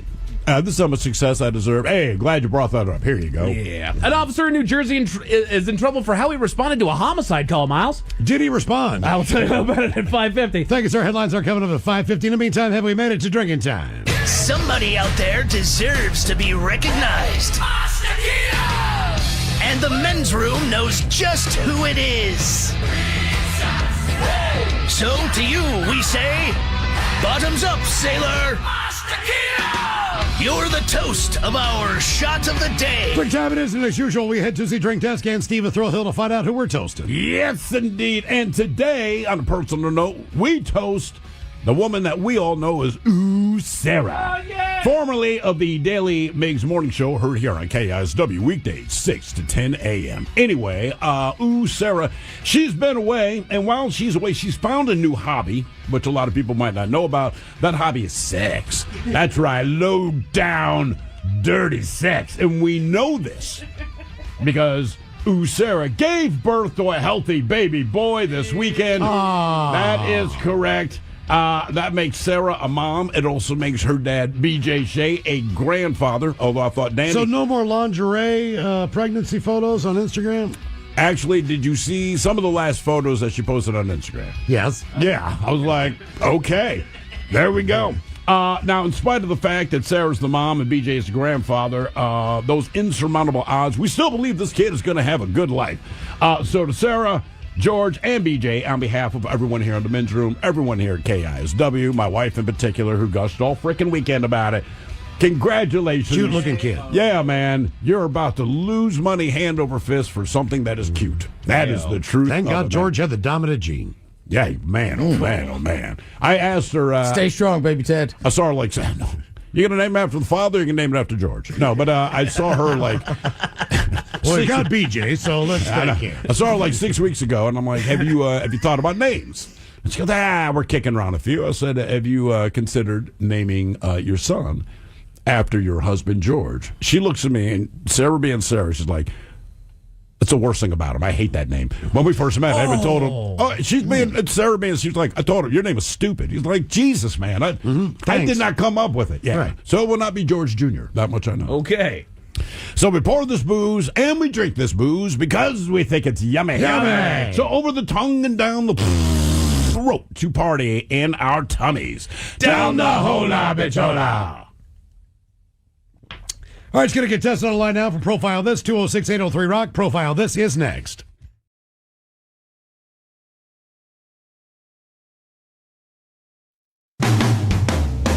It's been 5 years and 1,000 shows. Now the men's room welcomes all of you to the official after party. But before we kick this bitch off, let's take a look back at the first 1,000 shows.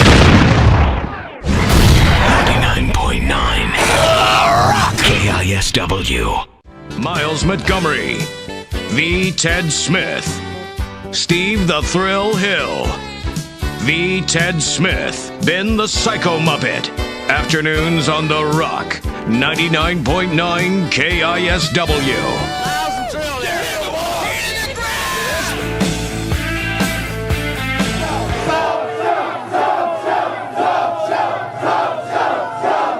The winner is... Are you kidding me? I won the whole damn thing, baby! Woo! Stop it! Rock and roll.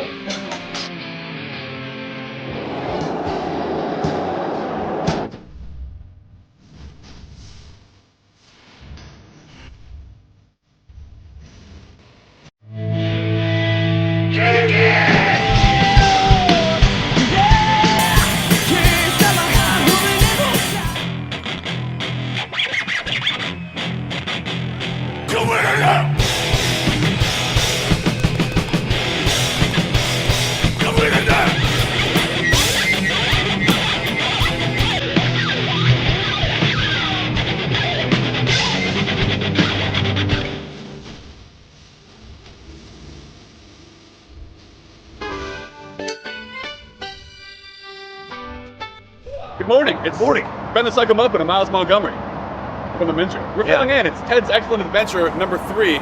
Only there's no Ted. Yeah, we got to go find him, I guess. So we're going to do one of those things. So it's an excellent adventure to find Ted for his excellent adventure. All right, we're on our way to Seafair here, and still no sign of Ted. Well, he's not going to show up while we're in the limo. That's a good point. But I think if we crack some Miller Lights, he'll hear like the beck and call. It'll be like Ted's mating call. And he'll go, Miller Light. It'll be like the bat signal. First I was excited about the limo. Then I was excited about the Miller Light. Now, golf carts. My day is made. Tassels in my face. We love drinking. We got our own goddamn beer, so thank you. This is going to be a nice night.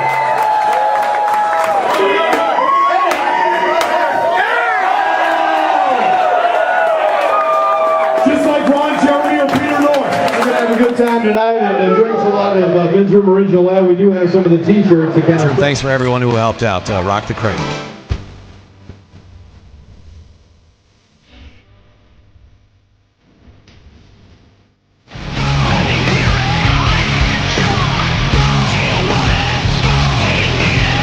Good God, you're coming up with reasons. You gave up on your dreams alone. At Holiday Hangover Ball. Fits remind you to drink responsibly. Yup. I don't even know how I'm gonna get home. The Rock of Seattle.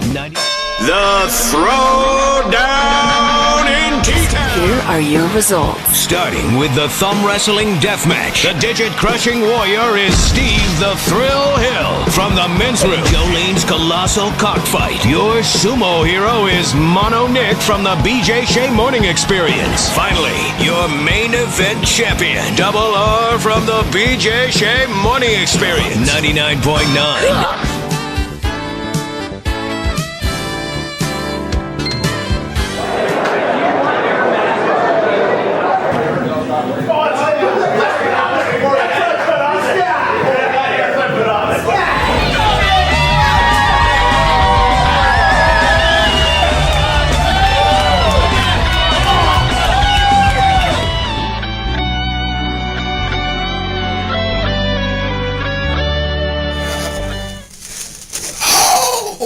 Dance, bacon, dance. Yeah.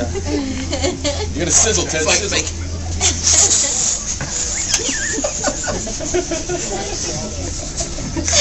Bacon. You know you love me. 5 seconds. That's sour. I feel good. Made 15. I didn't get much sour, Ben.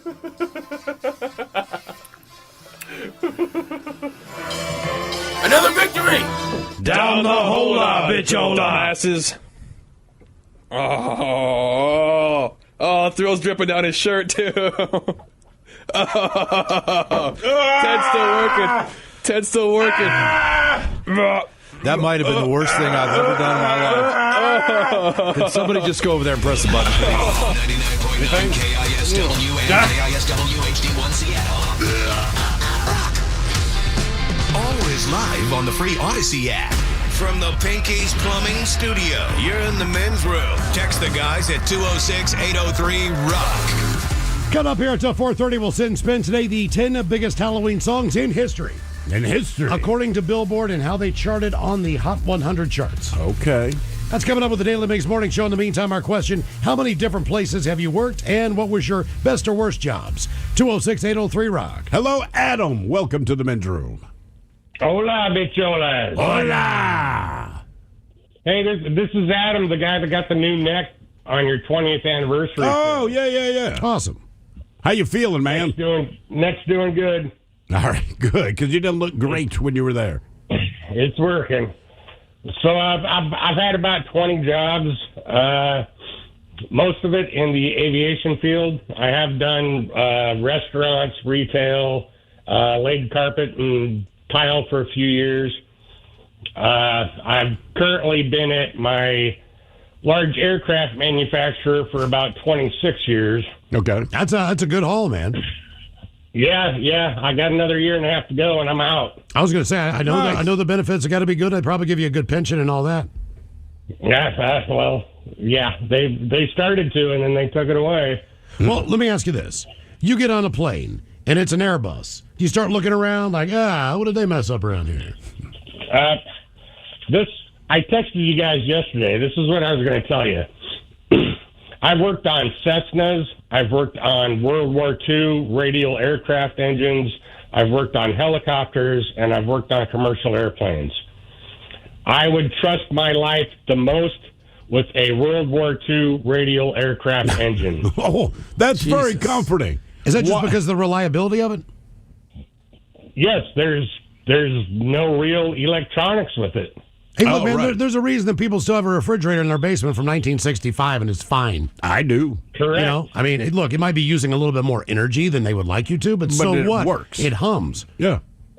Yes, it does, and they are very reliable airplanes. All right. So worst job is probably flipping burgers. Best job was probably when I was working on helicopters. I got laid off for 3 years and went back to the radial engine company that I worked for, started doing helicopters. So I worked on helicopter engines. And it was the best group of guys. We had so much fun. We screwed around so much. And we got our work done. But it was just, you couldn't beat it. The guys were great. The bosses sucked, but the guys were great. And we just had a lot of fun. And I'm still friends with a dozen of them. Do you think you have the knowledge to get in there and have a basic idea of how to fire that thing up and take off? All we did was they would send in like components of an engine, and they would throw in a flight squawk, and they would go, okay, at 3,000 RPMs, it would do this, and it would make the helicopter shake. So we would have to put it on a test bench, fire it up, get it up to 3,000 RPMs, and try to see what was going on with it. Okay. And then we would end up just basically tearing it all apart, rebuilding it, make sure it works on the flow bench, and then send it back out. One of our biggest customers was the U.S. Coast Guard. Oh, I bet. Yeah. All right. So I'm curious. You said you've worked on passenger planes, Cessnas, the World War II radio plane, and helicopters. So in order, 1 through 4, where is your trust level? We know you're starting World War II. What are you most comfortable with next? I would go helicopter. Wow. Then Cessna, then commercial plane. Jesus, really? So what I was scared in that Cessna was in better hands than a commercial plane? Yes, because it's a top wing plane. Even if it loses complete power, it can still glide a lot better than a commercial. Based on Yeah. weight. Based on weight. Okay, that makes sense. Well, that's comforting to know that out of 4, the passenger plane, the one that we are most likely think about to a be in. glider. The fact that it's lighter. So how I much mean, farther- but it's designed for that specifically. Right. So you go like, yeah, of course. It is wild too. Like I just gotta say, like right, he's talking about working for a giant company and took away pensions and stuff. Yeah. And we go on and on in this country talking about like, oh, it used to be great, this and that. Like, people used to have pensions. Yeah. People used to retire. It brought you a little security in your life, right? It You made could spend money for the rest of your retirement and put it back in the economy. Boom. How many different places have you worked, and what were your best or worst jobs? 206-803-ROCK. All right, so I counted. I had 25 jobs that I can remember. Miles, you had what, 18? something like that. Yeah. Where were you at, Ted? Like 11, 12? Yeah. And Yeah. Mike, where are you at on this? I think I'm at 8. You're at 8. That makes sense. Yeah. All right. I And started you've been as a- here a hot minute. Right. Started as a paper boy. I worked I called it a utility worker. There was an old gal that lived on the other side of town from me that I eventually got hooked up to, mower lawn, trimmer trees and stuff like that. You know, pull weeds, stuff like that. Pressure wash a fence. So I still got technically paid to do that. Sure. Worked as a dishwasher at one point. Got fired from that one. Why'd you get fired as How'd a you get dishwasher? fired as a dishwasher, bro? I mean, damn. Damn. I honestly, they said I wasn't getting the job done, and Does your wife say that? Put them in the machine. Does your wife I say that know. now? No. Okay. No, All right. she's How all right do you with the way that not I get was. the job done? You put it in the machine. Well, for one thing, we ran out of hot water about a quarter way into the shift. And two, there was just... Is it the pots and pans? Were you slow on the pots and pans? No, I was fine on the pots and pans that I can remember. Like, honestly, that one was a bit of a shock. I think it was just because I was leaving so much to work other places that they just kind of found a flimsy excuse to get rid of me. Like, I'm not going to give them too much grief over it. Worked at Jack in the Box after that, switched over to the pool, got fired from that one. We all know that story. And Still then, hate that woman. I do. And then, I'm sorry, she sucks. You could have hurt people, Mike. Yeah, I know. Yes, I could have. Could have. Didn't. And then I ended up working at the car auction. I started out, and I worked a handful of jobs there. I started out on the lot, just kind of moving cars around. Ended up being a lane coordinator, if you will, on sale days, making sure that all the cars ran on time and in order and stuff like that, which is, for whatever reason, harder than one would think. I can believe that. So, did you sell that Bentley today? No, I did not. What was the asking price? They needed about $140 for it. Jesus. I mean, it's a Bentley. And it's currently on offer for $125. So Okay. yeah. And that was the old man doing that. I couldn't get it up there, man. I'm learning from him for a reason. And then after working the lot, I moved over to the detail shop. That's when I found I wanted to do radio and not detail cars. So I moved over into the world of radio. And honestly, other than a little bit of promotions work, this has been my only job in radio. And then, I of course, poached you from VD, though. Yes, you did. Because VD was going to hire you to be like a production assistant. Yeah. Or something. I didn't know, so I and went I down. wouldn't have a job today. Exactly. But because he was like, well, I was going to hire him. I said, yeah, I know, but I'm saying I want to hire him. And we're just kind of looking at each other. He's like, no. Like, I brought him here. I was going to hire him. I'm like, no, VD, I get it, man. I completely understand what you're saying. We're going to hire him. Yeah. And the thing is that I showed up. Snooze and lose, buddy. I showed up to try to get a spot on the Wolf that day. Really? Yes. The 'Cause you remember, Wolf? The Wolf was was looking. And I was told, like, go give him a demo tape. I was like, all right, cool. So I dropped off the demo tape, and I was like, I'm going to go talk to the guys. Who was the morning show then? The morning show Was that was Fitz at that point. Okay. And that was Preston. That was the program director of that station. How many different places have you worked, and what were your best or worst jobs? 206-803-ROCK. And then the auctions. So between that time, we didn't count the one job I hired him for. Like Mike was Oh, just, that's right. So I call, right? He had already, were you on the street team? Yes, or I you was a street intern? teamer. All right. So I was a said, "Hey." street teamer at this point. All right, so I said, can you help me on the weekend? He goes, yeah. I said, I need to get this couch. So I ran a box truck. I don't want to drive the box truck. Mike says, I'll drive it. Got to help my boy out. Right, we drive down like Federal Way. We go to the store. Now, I am the dumbass in this. Probably should have called ahead. You can't just show up and go, we want a couch. And then they're like, we're not going to give it to you. We'll ship it up there this afternoon, but it comes in pieces. Oh. So Mike drives the box truck back. We drop it off. We go to my place in Belltown. And then I think we went to a half of a Sounders game and then came back. So I could build it for to you. draft, right. And then Mike put the time to build it together. Damn.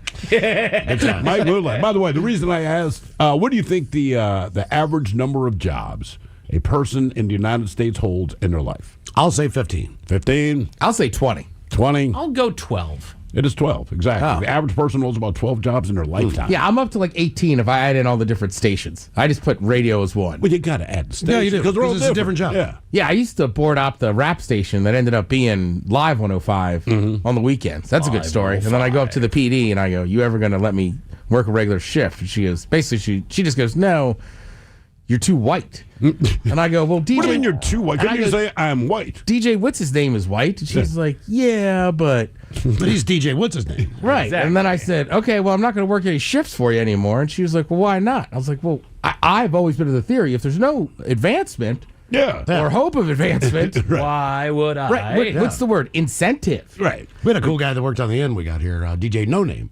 Oh, yeah. He was really good. How many different places have you worked, and what were your best or worst jobs? 206-803-ROCK. Hello, Elias. Welcome to the men's room. Hola. Hola. All right, so I probably had about, 15 jobs, probably around there. No. I guess this is my best and worst job. I was a secret shopper for, wasn't for Safeway, but it was for a contract company. So what exactly do you do if you're the secret shopper? Watch tweakers for hours. Okay. Well, but are you supposed to buy certain products, or how does that work? I understand that from a restaurant perspective. Sure. But how does it work? About whatever you want. I mean, you can walk around. You're pretty much just doing laps around the store. You can grab a cart. You can make it seem as legit as you want. But yeah, it was pretty much. I would watch tweakers for they would be in the store for 5 hours, just loading up carts, waiting for their moment. So were you more security? Was that more of a security position? More of just stopping them from stealing. Okay. All right. We were on a team, so we're allowed to. I don't really know where the line draws, but the company told us that we were allowed to be hands-on and bring them back into the store to either call the cops or trespass them, whichever one. Let me ask you this. If you were secret shopping and there's a customer in your grocery store and they're in the produce section and you see them steal and eat a grape, do you approach them? No. Thank you. You watch them. It's kind of just that's just like just an open door, what else are they going to do? That's kind of what you're thinking. Okay, so you're going to keep your eye on them and see what else. Maybe he's going to take two grapes. What if they grab an apple and just kind of eat that? No. Too much? I think, it's got to be worth it, worth the trouble. Okay, so an apple, yes, a grape, no. It depends on the apple. Granny Smith, maybe. Okay. Oh, wow. I like your thinking. Okay. I figured you'd appreciate that. Yeah. How many different places have you worked, and what were your best or worst jobs? 206-803-ROCK. Look, I don't work at security, but I can tell at the grocery store sometimes. Those people are just dumb. Oh, the people that are trying to rip it off. Yeah, like a couple of them. It's like you smell like piss, right, and like BO. So, guessing you don't have money to be in here. Generally speaking, yeah. And then they're just so weird and fidgety, and it's like it's obvious you're going to steal something. And usually, it's kind of the choice of groceries too. Because I'm thinking, does anyone really need 7 cases of Red Bull? Is that really why you're in here? No, you're not. Like the dirty sweatpants, I can smell you from the other side of the aisle. Dude, when I was at Capitol Hill, I was walking home one night, and like out of the shadow, I hear these two dudes go, "You want to buy some beers for $1?" So I'm like, well, $1 beer. Yeah. And I look at them, and I forget what it was, but it was some IPA. And I go, I'm not going to buy them as I know you just stole them from the store.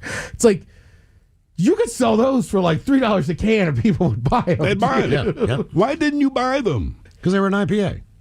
I would have bought. And honestly, I used to love the City Market. I could tell they stole it from the City Market. So out of respect to City Market, I still love that little quarter. It's a great little I would fried have chicken. bought the beer and then told him later, "Hey man, I think somebody stole the 6-pack." You're right. I think that because I bought it. Miles is right too. I was in that City Market all the time. I knew everybody that worked there, and I loved their fried chicken. How many different places have you worked, and what were your best or worst jobs? 206-803-ROCK. Hello, Brian. Welcome to the men's room. Hola, bitch, hola. Hola.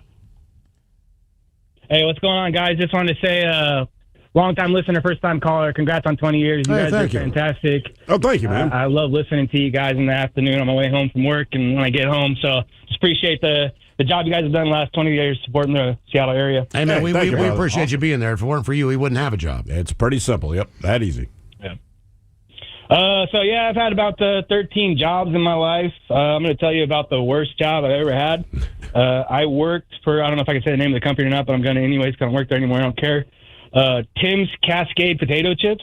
Okay. And my job was literally to stand on a conveyor belt and wait for raw potatoes to come to me and pick them up and then slice them with a metal blade that was right in front of me. Wow. It wasn't automated? 8 hours a day.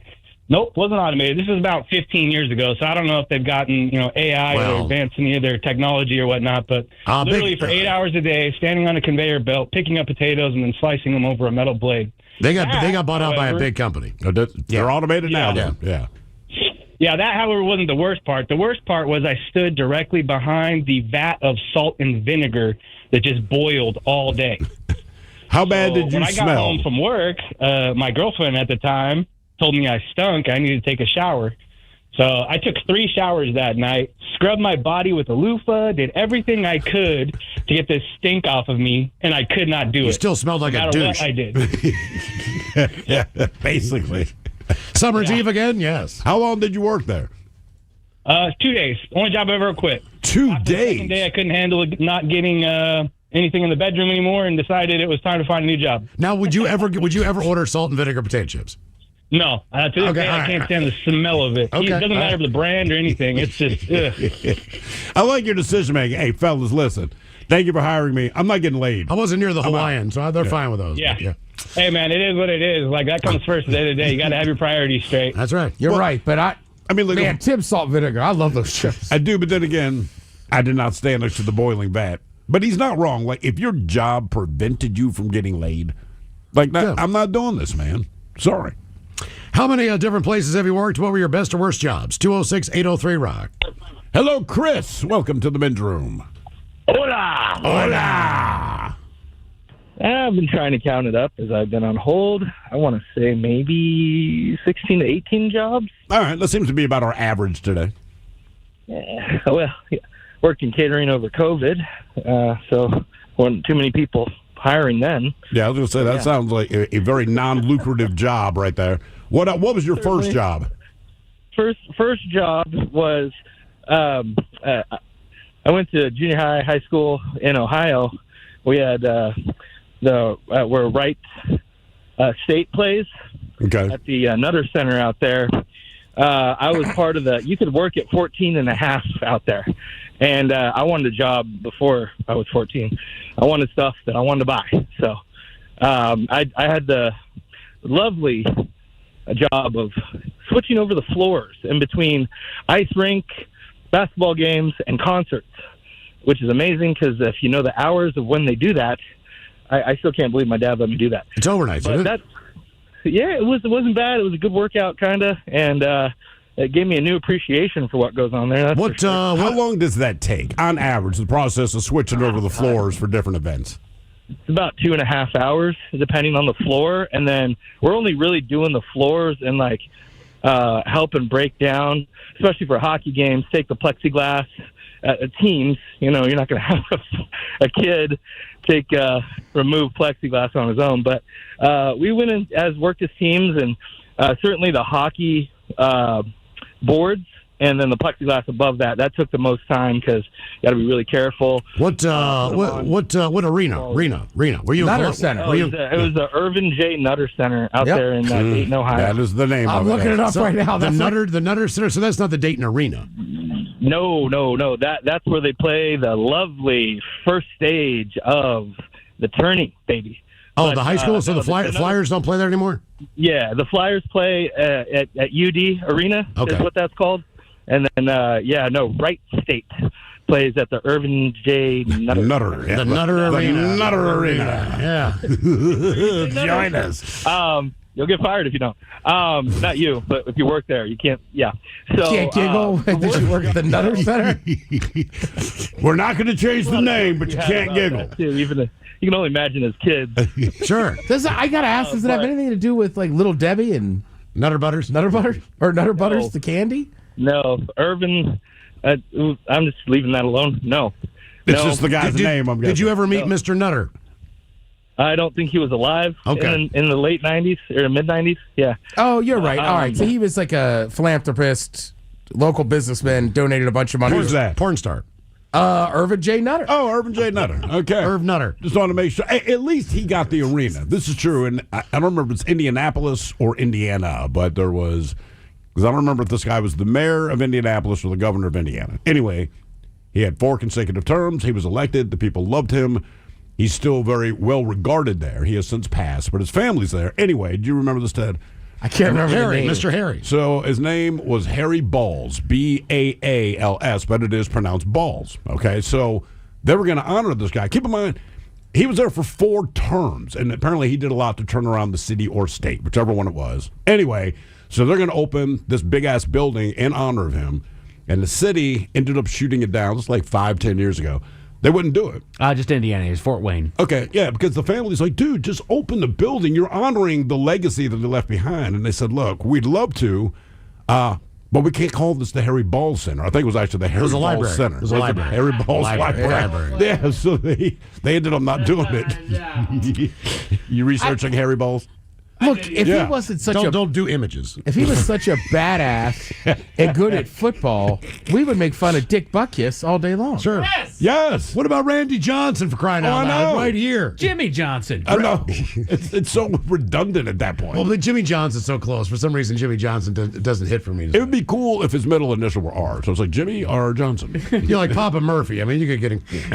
You could go Jimmy for and it. Johnson. Yeah, Jimmy and Johnson.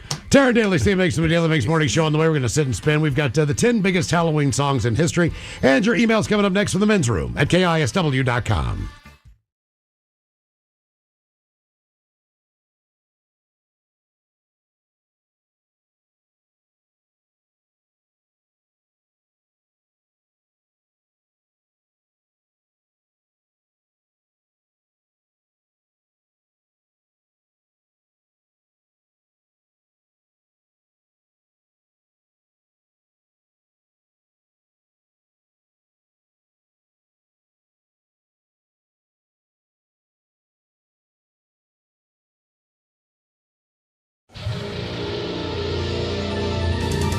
From coast to coast and around the world. If it's not important, you'll hear it here, exclusively on In Action News. Here now are Stone Ledbetter and Felix Foxworthy. Tonight, the TSA is reevaluating the screening process after a man successfully hijacked a plane with 5 ounces of cologne. But first, we start with some good news. At least for our local viewers, the mayor's office has officially announced that our city's Metropolitan Festival will happen as scheduled later this month. Everybody loves MetFest, man. They certainly do, Felix. Food, fun, and festivities are back on the menu for the 78th year in a row. I've gone to MetFest for the last 11 years in a row. My lovely wife and I have been going for the last 31 years. Actually, the first gift I ever gave my wife, then girlfriend, was a stuffed red-lipped batfish that I won at a ring toss. A stuffed red-lipped batfish. Yes, sir, a stuffed red-lipped batfish. You a true romantic, Playboy. I know that a red-lipped batfish doesn't scream romance, but I didn't get to pick the animal, Felix. And all the same, my wife was very touched. Yeah, if you say so, man. At any rate, many people have fond memories of the Metropolitan Festival, and it will be returning this year. Why wouldn't it be? It's a tradition, man. Well, frankly, between Bon Jovi continuing his reign of terror and Saber-Tooth Tiger on the loose, there were serious security concerns, almost to the point of canceling this year's festival. Fair enough, man. People don't want to be blown up or eaten. Or both. Both? Yeah, nobody wants to be blown up and eaten. Who has been blown up and been eaten? Bruce. Who is Bruce? The shark from the movie Jaws. At the end of the movie, he explodes and then the seagulls start eating him. Damn, Bonnie. How about a spoiler alert next time? For Jaws? Yes, I haven't seen the movie yet. You've never seen the movie Jaws? No, I have plans to watch that and Jumanji. I'm on the J movie. I know you well enough to know that you're not joking. Nevertheless, our city's Metropolitan Festival is returning in spite of Bon Jovi and the Saber-Tooth Tiger. New security measures have been put in place to ensure that everybody is safe. There is, however, one bit of bad news. Bad news. Is this like when my Uncle Willis had to tell everyone that the paprika on the deviled eggs was actually fire ants? What? My Uncle Willis, man. He brought deviled eggs to the family reunion. They seemed real spicy, you know, because everybody's mouths were burning. Because he used fire ants. Fire ants. Fire ants instead of paprika. Yeah, man, it was crazy. People had mouthfuls of fire ants. The ones who ate the deviled eggs, yeah. It was crazy. That is ridiculous, Felix. That's what everyone told my Uncle Will. Well, the ones who could still talk. To answer your question, no. This bad news regarding the Metropolitan Festival is nothing like your uncle's fire ant deviled eggs. That's good. Right.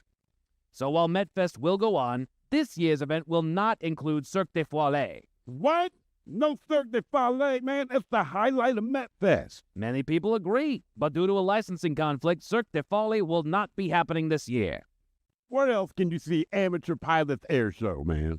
Which lived up to its name with fiery accuracy. Or the Stutterer Spelling Bee. Which, if I recall, was the longest spelling bee on record.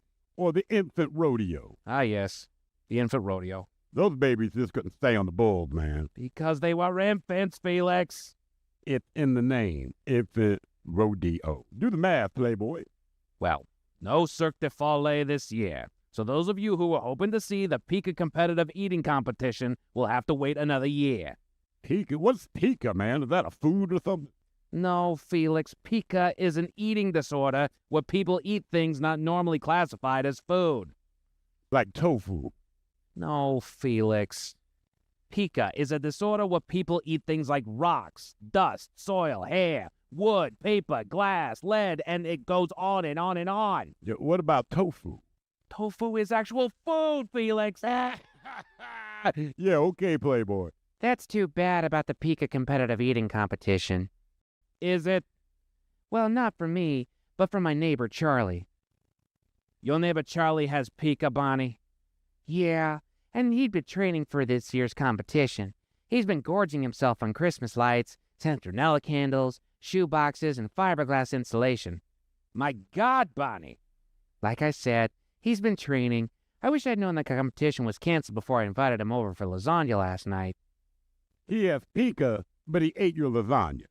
No, he ate my vacuum cleaner. Your neighbor, Charlie. Yes. Your neighbor Charlie ate your vacuum cleaner? Yeah, cord and all. He was training for the Pika competitive eating competition, so he ate your vacuum cleaner. That's crazy, Bonnie. Your family ate fire ants.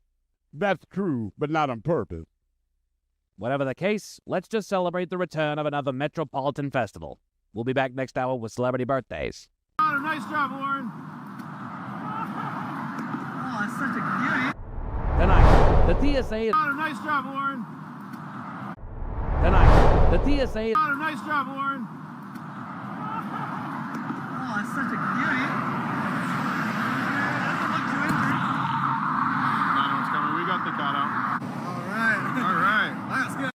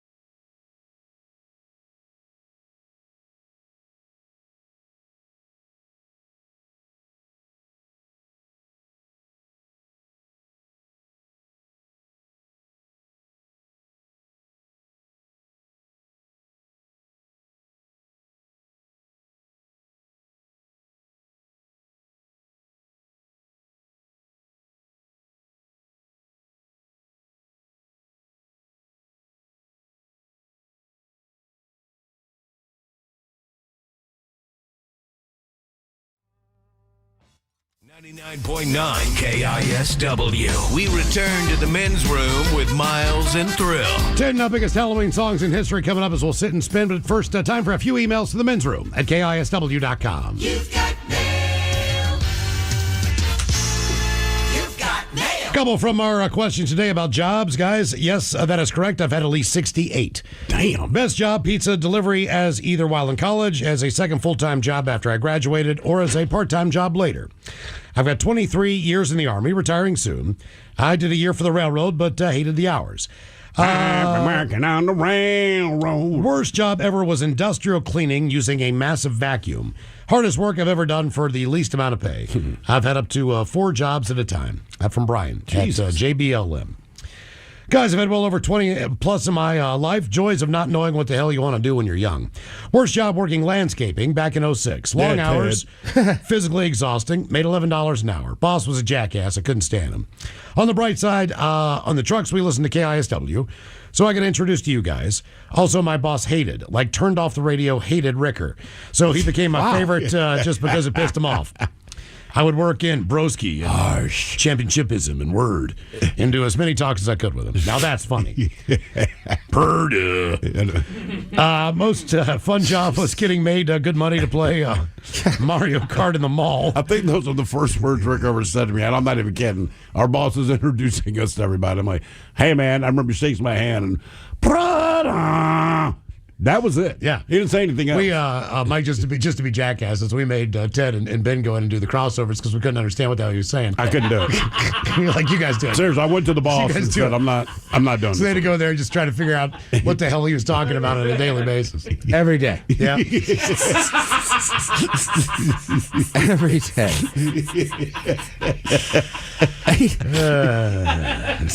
My favorite. The Vietnam flashbacks I can see in your eyes when you said that. Every day. I just want to give you an idea, Every Rick. day. And it wasn't trying to be funny. I mean, the two things I remember most about him being on the air. Okay, so we used to do the Rock Girl, whatever. Search. And then we do the gala once they picked who the winners were. So the different girls, they'd be interviewed by different shows, whatever, and you ask them whatever you're going to ask them. So Ricker asked this one woman, he says, hey, be honest with me, girl. You ever drive drunk? And she goes, no, I do not drive drunk. And also, I just lost my boyfriend 3 months ago to a drunk driver. Ricker's response is, so you're saying you're single? Dude, I just remember sitting in the office. We fell on the floor in our chair and covered our heads. And then I don't remember what the election was for. Maybe it was not governor, but was it Dennis? Was it Constantine or who was it? Somebody, Dow Constantine. He wants to get elected for something, whatever the hell he's running for. But anyway, they put him on Ricker's show, which is ill-advised. But they put him on Ricker's show, and he's going to give a spiel. So Ricker introduces this guy. Keep in mind, this is a white dude, and Ricker's like, I want to introduce my Negro. And this guy's like, no, I'm not your Negro. No, I didn't know.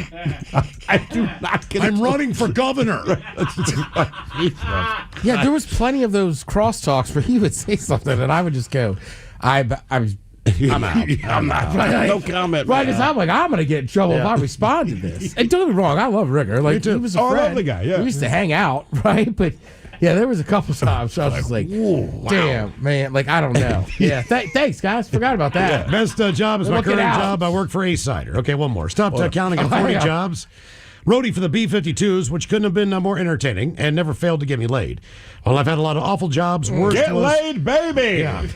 Have sex. I think someone's checking you out. Worst was a temp service out of Prescott, Arizona. One day, they sent me to the local landfill. The landfill was conveniently located adjacent to and downwind from a state park. My job, I got to collect litter that blew off the landfill into the park in the middle of the hot summer. Yeah. Okay, time for a few birthdays brought to you by Men's Room Roasted Red Salsa from San Juan Salsa Company. Did responsibly. Got the right date here. Today is the 28th. All right, just making sure. Men's Room want to send a shout out to my husband, Raul, as he celebrates another year on the planet. He's the assistant program manager at PCSI on JBLM. Any ideas what PCSI is? None. On JBLM. Yep. Great husband, awesome dad, all-around amazing guy. Can you give him some green beans and a fish sandwich? You guys are the best. Keep doing what you're doing. We I-5 commuters appreciate you. Thanks, guys. That from Lily. Green bean. What? Green bean. Okay. Green bean. Do I get a fish sandwich? And all, guys, today's my 30th. Could I get the F-35 jet stream guy Happy Chinooka and Coke Ted talking about what I should do for my 30th. Maybe Mickey and Goofy discussing the Adam Sandler show, since I'm going to see him at Climate Pledge tomorrow night. Nice. Thanks, guys. That from Ryan. Happy Chinooka. All right, man. It's turn of 30. Come to Coke Ted for advice. I got two. What are you going to do for your birthday? Make it memorable. 2 chicks. Jesus. Or 2 dudes. I don't know what you're into. Well, guys, if you like old Goofy, you're into everything. In fact, I'd love to tell you about the time that Adam Sandler saw me when I wasn't wearing pants. But I decided an NDA we can't discuss that night, but let's just say that man's down for anything. I think you should go in there and just keep screaming, Opera Man, Opera Man. Let's see if he reacts. Oh, he'll react. Miles, I found it. What is that? That is the Professional Contract Services, Inc. Ooh. Yeah, so they help support services to military bases and hospitals. Oh, nice. That makes sense that he's a JBLM then. Yeah. I'll take him more beer. Liquor and Horrors. Today's my 55th trip around the sun. Can I get the original too early to get a fish sandwich? And Mickey and Goofy telling me what I can expect when my wife and I take our kids, 9 and 11, to Disneyland next month. Love the show, guys. That from Steve in Gig Harbor. Too early to get a fish sandwich? Bills.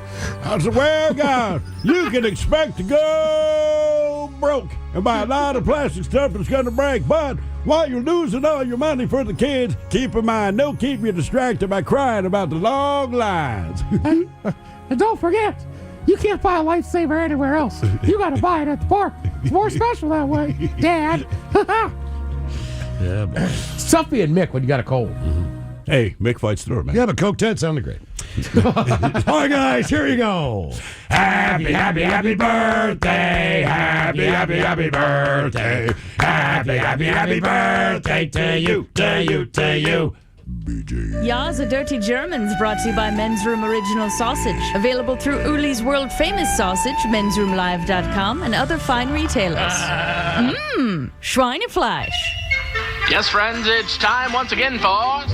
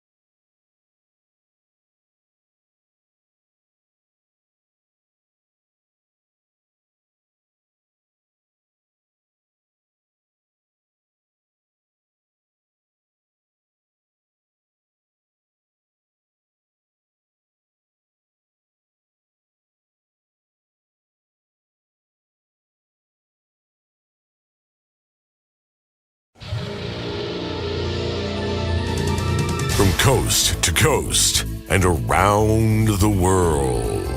If it's not important, you'll hear it here. Exclusively on In Action News. Here now are Stone Ledbetter and Felix Foxworthy. Tonight, hundreds of passengers on a Spirit Airlines flight were shocked to learn that their flight would be leaving on time. But first, you may recall that earlier this year, scientists at Colossal Biosciences resurrected the previously extinct direwolf. Yeah, I remember that, man. You don't sound impressed. Oh, I'm impressed, man. It just doesn't seem like a good idea, Playboy. Well, I don't know if that was a good idea or not, but scientifically speaking, it's quite the achievement. It's another feather in the cap of what can be done. Look, I'm not against resurrected animals, man. I just don't know if a wolf is what I would choose to resurrect. Well, what animal would you bring back, Felix? Oh, that's easy, man. Whatever animal provides the meat for the McRib. What? The McRib, man. Whatever animal supplies the meat in the McRib is the animal that I would bring back. That way we can make the McRib a full-time menu item. I'm just going to ignore everything you just said and continue with our top story. Which is? After bringing back the direwolf, those same scientists set their sights on bringing back the dodo. Okay, I'm pretty sure the McRib is not made from dodo. It's not! The scientists claim that the dodo was their next goal, but they'd been secretly attempting to bring back the saber-toothed tiger. Now that is a bad idea, man. You're not wrong, Felix. After successfully resurrecting a saber-toothed tiger, the animal has escaped from the lab. A saber-toothed tiger escaped from the lab. That is correct. And where is the saber-toothed tiger now? Well, frankly, nobody knows. There's a saber-toothed tiger roaming around somewhere in the city. Yes, sir. And no one knows where it is. No. It escaped sometime last night. Authorities are urging everyone to use extreme caution. As our latest update, there have been no sightings. Hey, guys. We have a caller on the line who says they saw the buck-toothed kitty. Buck-tooth, the saber-toothed tiger, Bonnie? Yeah. By all means, put him on. Hello, caller. You're on In Action News. You're claiming to have seen the escaped saber-toothed tiger. Oh, I claim nothing. I'm stating unequivocally to have seen, nay, interacted with this loathsome beast. Oh, man, is this that Sergei knockoff? Dr. Sergei Knockoff, and yes, my dear Felix, it is I. Dr. Sergei Knockoff, ladies and gentlemen, the world's first talking squirrel.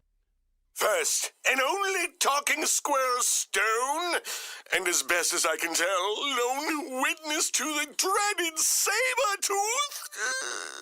You actually saw the saber-tooth? I did. And did you know that saber-tooths have a 12-foot vertical leap? Well, no, I did not know that. Neither did Oscar. Who is Oscar? Who was Oscar? Okay, who was Oscar? Oh, I'm so glad you asked. Oscar was my downstairs neighbor in our local tree. The branch he called home was 12 feet above ground.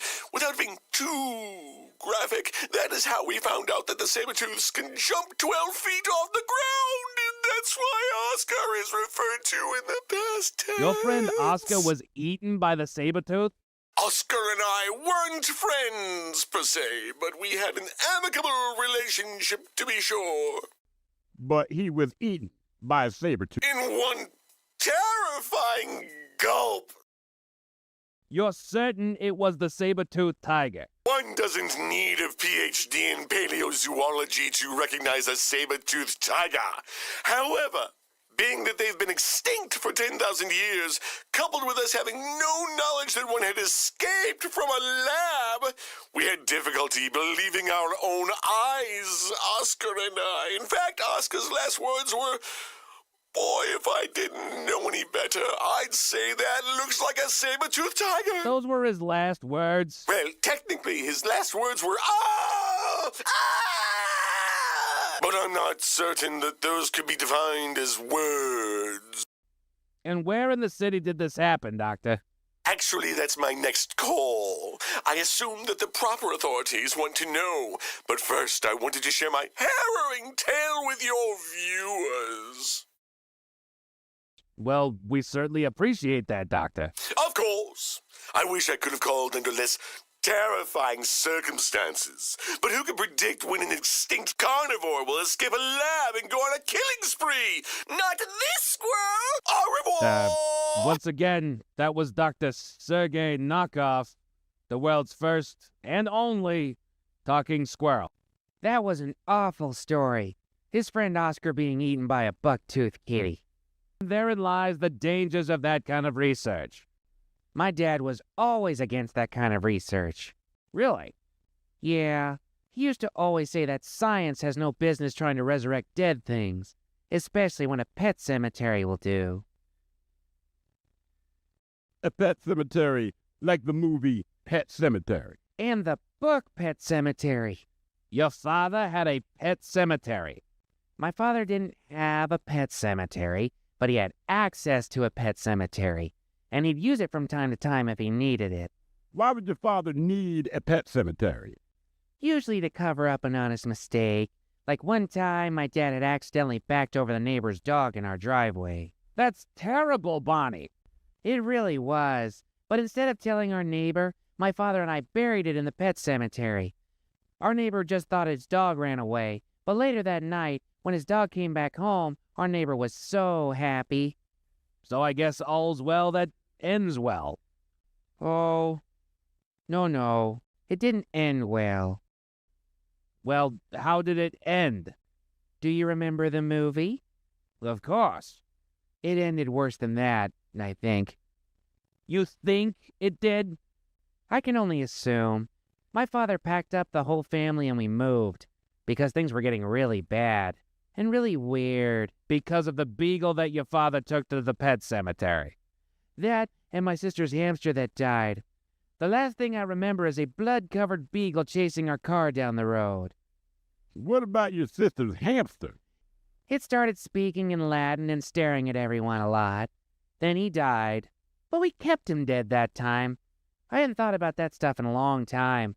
But hearing about the escaped buck-toothed kitty brought back all the memories. If you're just joining us, here's our top story. A resurrected saber-toothed tiger has escaped from a bioscience lab.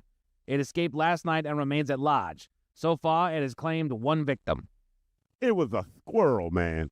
A squirrel named Oscar. We'll keep you updated as we get more information. In the meantime, stay safe. We'll be back next hour. Tonight, the TSA is reevaluating the screening process after a man successfully hijacked a plane with 5 ounces of cologne. But first, we start with some good news. At least for our local viewers, the mayor's office has officially announced that our city's Metropolitan Festival will happen as scheduled later this month. Everybody loves MetFest, man. They certainly do, Felix. Food, fun, and festivities are back on the menu for the 78th year in a row. I've gone to MetFest for the last 11 years in a row. My lovely wife and I have been going for the last 31 years. Actually, the first gift I ever gave my wife, then girlfriend, was a stuffed red-lipped batfish that I won at a ring toss. A stuffed red-lipped batfish? Yes, sir. A stuffed red-lipped batfish. You're a true romantic, Playboy. I know that a red-lipped batfish doesn't scream romance, but I didn't get to pick the animal, Felix. And all the same, my wife was very touched. Yeah, if you say so, man. At any rate, many people have fond memories of the Metropolitan Festival, and it will be returning this year. Why wouldn't it be? It's a tradition, man. Well, frankly, between Bon Jovi continuing his reign of terror and Saber-Tooth Tiger on the loose, there were serious security concerns, almost to the point of canceling this year's festival. Fair enough, man. People don't want to be blown up or eaten. Or both. Both? Yeah. Nobody wants to be blown up and eaten. Who has been blown up and been eaten? Bruce. Who is Bruce? The shark from the movie Jaws. At the end of the movie, he explodes and then the seagulls start eating him. Damn, Barney. How about a spoiler alert next time? For Jaws? Yes, I haven't seen the movie yet. You've never seen the movie Jaws? No, I have plans to watch that and Jumanji. I'm on the J movie. I know you well enough to know that you're not joking. Nevertheless, our city's Metropolitan Festival is returning in spite of Bon Jovi and the Saber-Tooth Tiger. New security measures have been put in place to assure that everybody is safe. There is, however, one bit of bad news. Bad news? Is this like when my Uncle Willis had to tell everyone that the paprika on the deviled egg was actually fire ants? What? My Uncle Willis, man. He brought deviled eggs to the family reunion. They seemed real spicy, you know, because everybody's mouths were burning. Because he used fire ants. Fire ants. Fire ants instead of paprika. Yeah, man, it was crazy. People had mouthfuls of fire ants. The ones who ate the deviled eggs, yeah. It was crazy. That is ridiculous, Felix. That's what everyone told my Uncle Will. Well, the ones who could still talk. To answer your question, no. This bad news regarding the Metropolitan Festival is nothing like your uncle's fire ant deviled eggs. That's good. Right. So while MetFest will go on, this year's event will not include Cirque du Soleil. What? No Cirque du Soleil, man. That's the highlight of MetFest. Many people agree, but due to a licensing conflict, Cirque du Soleil will not be happening this year. Where else can you see Amateur Pilots Air Show, man? Which lived up to its name with fiery accuracy. Or the Stutterer Spelling Bee. Which, if I recall, was the longest spelling bee on record. Or the Infant Rodeo. Ah, yes, the infant rodeo. Those babies just couldn't stay on the bulls, man. Because they were infants, Felix. It's in the name, Infant Rodeo. Do the math, Playboy. Well, no Cirque du Soleil this year. So those of you who are hoping to see the Pika competitive eating competition will have to wait another year. Pika? What's Pika, man? Is that a food or something? No, Felix. Pika is an eating disorder where people eat things not normally classified as food. Like tofu? No, Felix. Pika is a disorder where people eat things like rocks, dust, soil, hair, wood, paper, glass, lead, and it goes on and on and on. Yeah, what about tofu? Tofu is actual food, Felix. Yeah, okay, Playboy. That's too bad about the Pika competitive eating competition. Is it? Well, not for me, but for my neighbor Charlie. Your neighbor Charlie has Pika, Bonnie? Yeah, and he'd been training for this year's competition. He's been gorging himself on Christmas lights, Centronella candles, shoe boxes, and fiberglass insulation. My God, Bonnie! Like I said, he's been training. I wish I'd known the competition was canceled before I invited him over for lasagna last night. He has Pika, but he ate your lasagna. No, he ate my vacuum cleaner. Your neighbor, Charlie. Yes. Your neighbor Charlie ate your vacuum cleaner? Yeah, cord and all. He was training for the Pika competitive eating competition, so he ate your vacuum cleaner. That's crazy, Bonnie. Your family ate fire ants. That's true, but not on purpose. Whatever the case, let's just celebrate the return of another Metropolitan Festival. We'll be back next hour with Celebrity.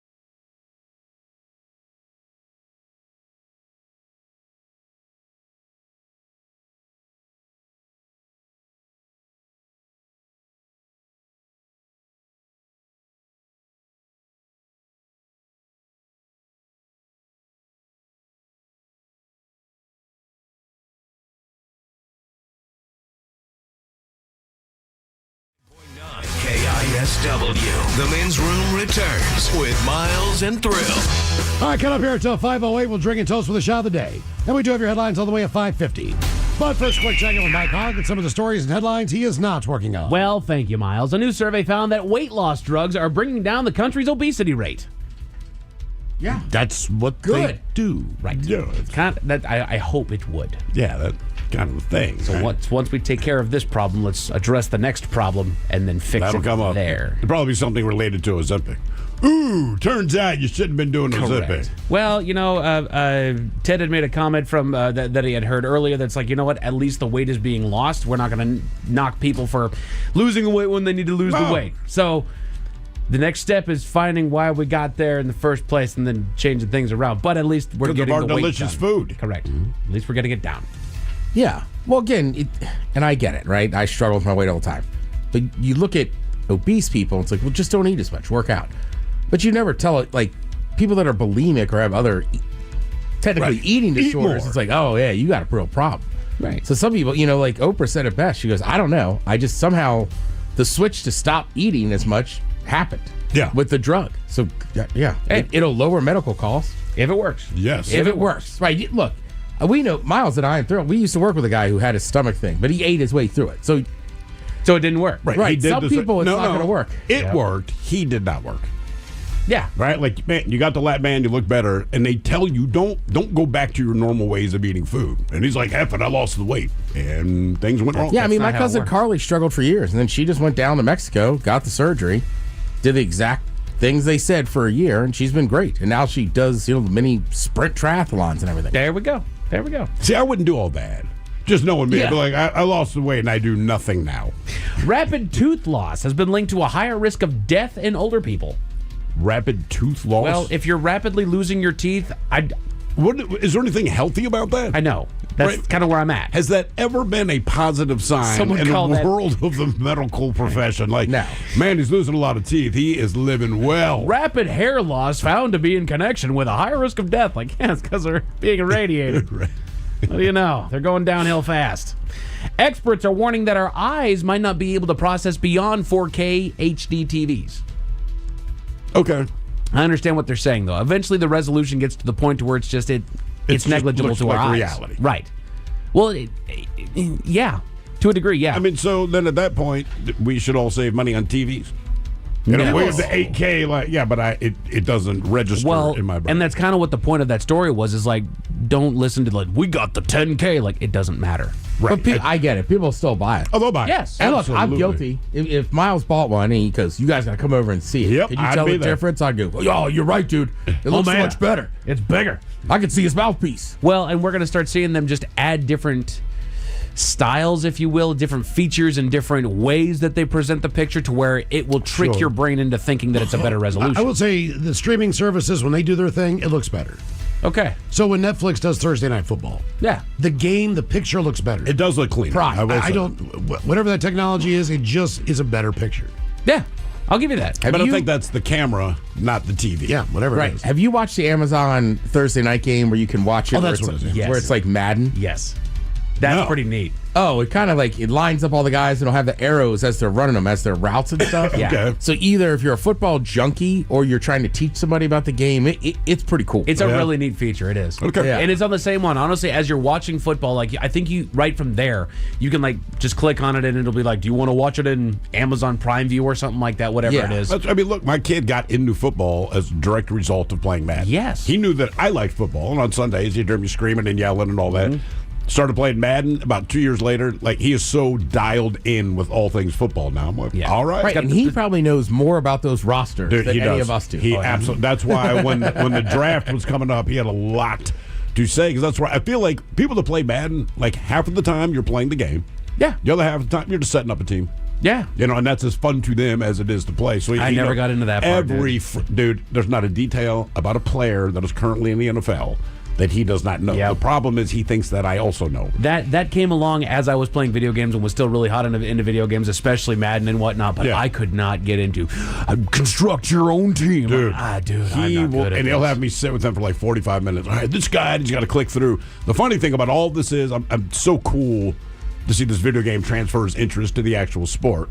But when John Madden died, Right. I get home from work. My son's like, Dad, did you know there's a guy named John Madden? I Did you know? said, I'm old enough to remember him, yes. Yes. He was like, that's why they call it Madden? I'm like, why else would they call it Madden? I'm like, absolutely, man. He thought that was the greatest thing. Put your thinking caps on, boys. Time for the Merriam-Webster word of the day. It is an M word and a noun, and I give you 10% chance of actually getting it right. Okay? An M word, and it is a noun, and it refers to a collection of animals kept especially to be shown to the public, as well as the place where such animals are kept. Menagerie.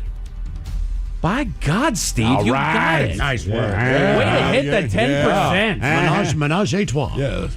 Menage a trois. Can also refer to it can refer figuratively to any varied mixture of things. A menagerie. Yeah. Damn, dude, good work. Proud of you, Steve. What did you drink last night? It was a menagerie. I kind of did. I had a bunch of different stuff, man. You guys hit the Jello shot tower? No, I did not do Jello shots with my son. It was their soccer team's, like, that was our last game party kind of thing. At a pizza joint, and I get there, my wife's like, hey, I got wine. I'm like, all right. So I had a glass of wine, and then I went over to the bar, and then we went to another bar, and I had more beer, and then I got a whiskey and something else. I felt it this morning, is my point. Okay. Yeah. Data from OpenAI found that hundreds of thousands of ChatGPT users may be suffering from a mental health crisis. You don't say. Just going to breeze right over that. It explains itself. Scientists have found a biological difference between normal people and psychopaths. They found a biological difference. So you're just born that way. Longer Pretty pinky much. finger. So they found that people that can be classified as psychopaths have a larger, I hope it's called striatum. All right. And what that is that it is a part of the brain that is the link between motivation and motor movements. Okay. So I'm wondering how that correlates, but motivation and motor movements in psychopaths tells me, like, okay, so having this be bigger tells me that they have a lot more of a connection there. I at least feel better going, they can't help themselves. Yeah, well, we kind of I mean, we used to have a boss, a complete psychopath. It still is. And you're like, I know you can't just be that much of a douche through upbringing. Correct. Right? It is impossible, but it does kind of explain a lot. You're like, okay. I mean, Ed Gein had lampshades that were made out of people's faces. At some points, like, I understand, like, he can not do this, but the fact that he does means he really can't help that he's doing this. Right, because that's a lot of trouble to go through. That's a whole lot, right? Because at no point in the process did he say, man, I should not do this. He followed through to make a lampshade. Here's the thing. I think he did. Like, watching it, I want to watch that monster series on Netflix, but the same creator that did the Dahmer story, that was one bit that Dahmer talked about, is that, no, he knew full well what he was doing, and that he hated himself for having done it.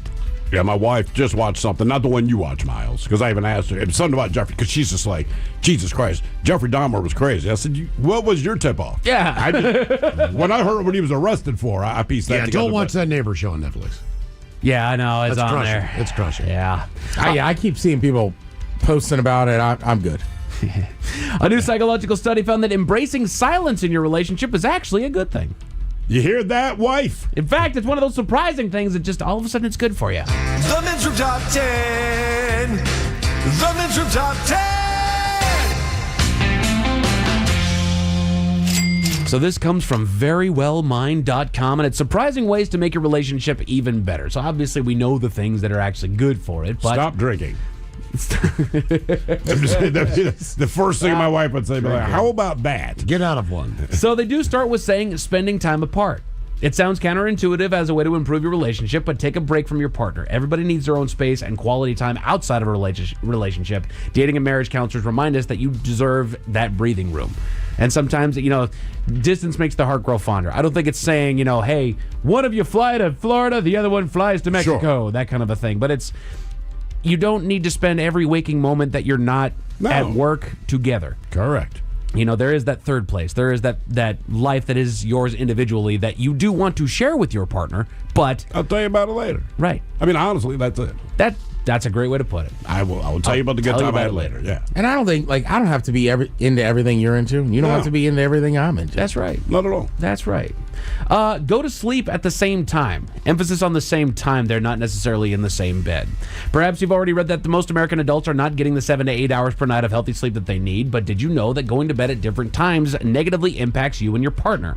For a healthier relationship, head to bed at the same time. There are night owls and early birds who live on different schedules, and then there are those who work in bed while the other is watching Netflix in another room. Whenever the situation, synchronize your bedtimes.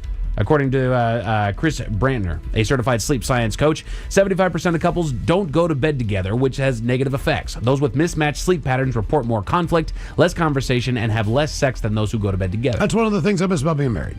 Going to bed. Just that feeling of being close and sleeping with my wife. There you go. Well, my wife always falls asleep before me, but it's on the couch. So technically, we go to bed at the same time. Sure. Because I will wake her up a couple hours later, like, hey, let's get to the bed. But she is up by 4:30 or 5 a.m. There you go. Every morning, without a doubt. I'm up until about 1 or 2, depending on the night. But for whatever reason, it works very well for us. We're very productive when the other one is asleep. Sure. Right? So I do most of the night duties, so to speak. She does most of the morning duty, and we don't interrupt each other. But you guys go to bed at the same time. Yeah. You might still be awake for several hours afterwards. Sure. And she's awake several hours before you are. Absolutely. But you guys go to bed at the same time. Yeah, My wife and I are the same thing. If I'm going to bed, I lay down and I'm out. Right. But I'm up at 5:30 in the morning. When she goes to bed, she is awake until probably 1 o'clock in the morning, but if she doesn't have to be awake till 1 o'clock in the morning, exactly. So just kind of logging off at the same time is the healthy part there. Huh. All right. There you go.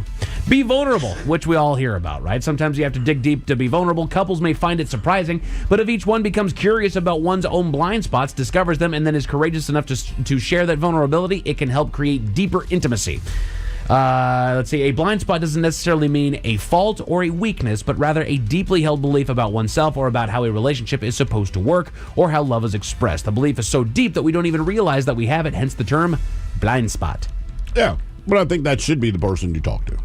Yes. You don't have to tell them everything, but if something's bugging you, or you put it this way, I know one thing. We will be honest with each other. Correct. That we have no problem with. Like, look, man, just say what you got to say, especially if I'm asking. Right. I don't have to like the answer, but that's one thing we've agreed on. Just be honest. The wife and I kind of set that precedent early on in the relationship. I set that precedent early on in the relationship that I'm going to say things that are going to hurt you, but I intend to take this the distance. So I don't ever want you to question if what I'm telling you is true. I don't want you to ever question if I'm withholding something from you. You are going to know everything that I think. You are going to know everything that I have a problem with. You're going to know everything that I am questioning, everything that I've got going on. It's going to hurt. It's going to suck, but you know about it. But she can do the same to you, right? Exactly. No, God, no. Keep it to yourself. Yeah. Just lie to me. No. Criminy, man. I don't need that pressure. Surprising ways to make your relationship better. Create novel experiences. Open a book and just start writing. No, although eating your favorite pizza every Saturday night and incorporating rituals in your life strengthens relationships, boredom does creep in. Therefore, you should shake things up. Pepper your routine with unpredictable date nights and moments of fun. Have sex in the guest bedroom. Yeah! Continuing with spontaneity many years into a marriage is important, according to a relationship expert. Her book, 5 Simple Steps to Take Your Marriage from Good to Great, is based on findings of a groundbreaking study she directed that followed 373 married couples for over 20 years. She found many spouses felt like they were in a rut. I will say, my wife is so much better at we're going to go do this week. I'm like, all right, cool. Oh, I can count on that. Yeah. I don't need to make plans. Right. I might have plans for me and be like, hey, man, on this night, I'm going to do this thing. But otherwise, I don't need to make plans. I like to think of it as our responsibility in that is just be down for the novel experiences. Because what I have found about my wife, she doesn't like when I come up with the novel experiences. Yeah. No, you know why? Because, okay, what friend of yours told you that? That's exactly right. Steve did. Steve doesn't know good pizza. Right, exactly. And then 3 weeks later, one of her friends says, hey, you should try this pizza place. It's like, that's the one Steve was telling me about. Yeah. Yeah, we should go there. We should go, because now my friend told me. It's the source of information. Now I'm interested. Right, now I care. Yeah. How did that happen?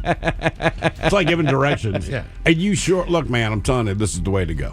I'm not going to go that way. And then your friend Cindy calls, go that way. We're going this way because Cindy said to. All right, cool. They do. They wait for certain people. It's like, I thought I was the one you We should watch this show.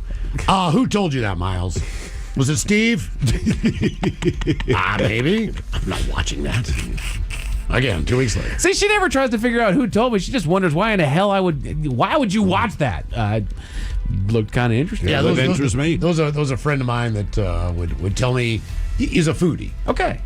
Very, very high places to go that he enjoyed. High end, yeah. And then, the restaurant must have no more than one syllable. I would recommend these places, and typically when we would go, the food was great. Okay. But she did not want to, she fought me on it, right? Yeah. But I swear to God, the next thing I knew, she was out with her friend. They're going to go see a show or something. Old Marge wants to go to this. And that's where they go for dinner. So she can tell you that it's good. Yeah. And you're like, I haven't gone yet. I wanted to go with you on Thursday night, dude.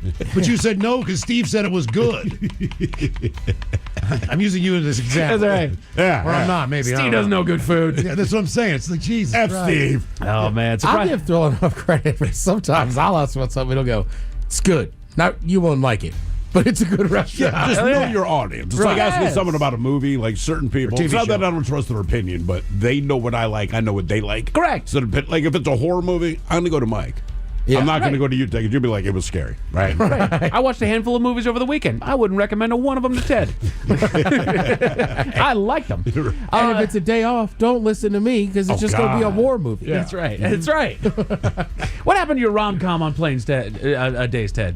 Well, thanks to my Xfinity app, I can watch live TV. Surprising. Rom-coms went out the window. Surprising ways to make your relationship better. Surprise with little things. Don't worry, I got a little thing that surprises her all the time. I still can't believe it's that small. Small gestures keep the spark alive and remind your partner you are thinking about them. Happy. Like teriyaki lube. See? about this Full thing. circle, buddy. Hey, let me rip that blackhead out of the middle of your back.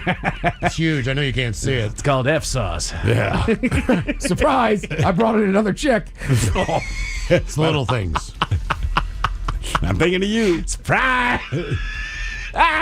You're surprised at the door. Don't be angry.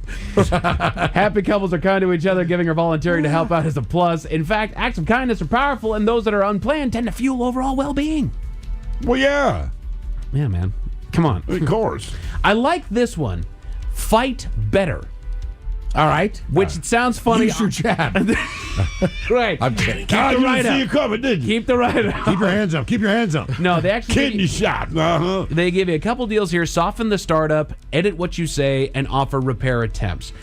Focus on the positives. I understand what they're talking about there. Couples are going to fight. There is no the perfect couple fights when nobody's watching. Mm-hmm. When nobody's watching. Not on the middle of the doggone street screaming at the top of your lungs. Kiss my ass, Tony. That's right.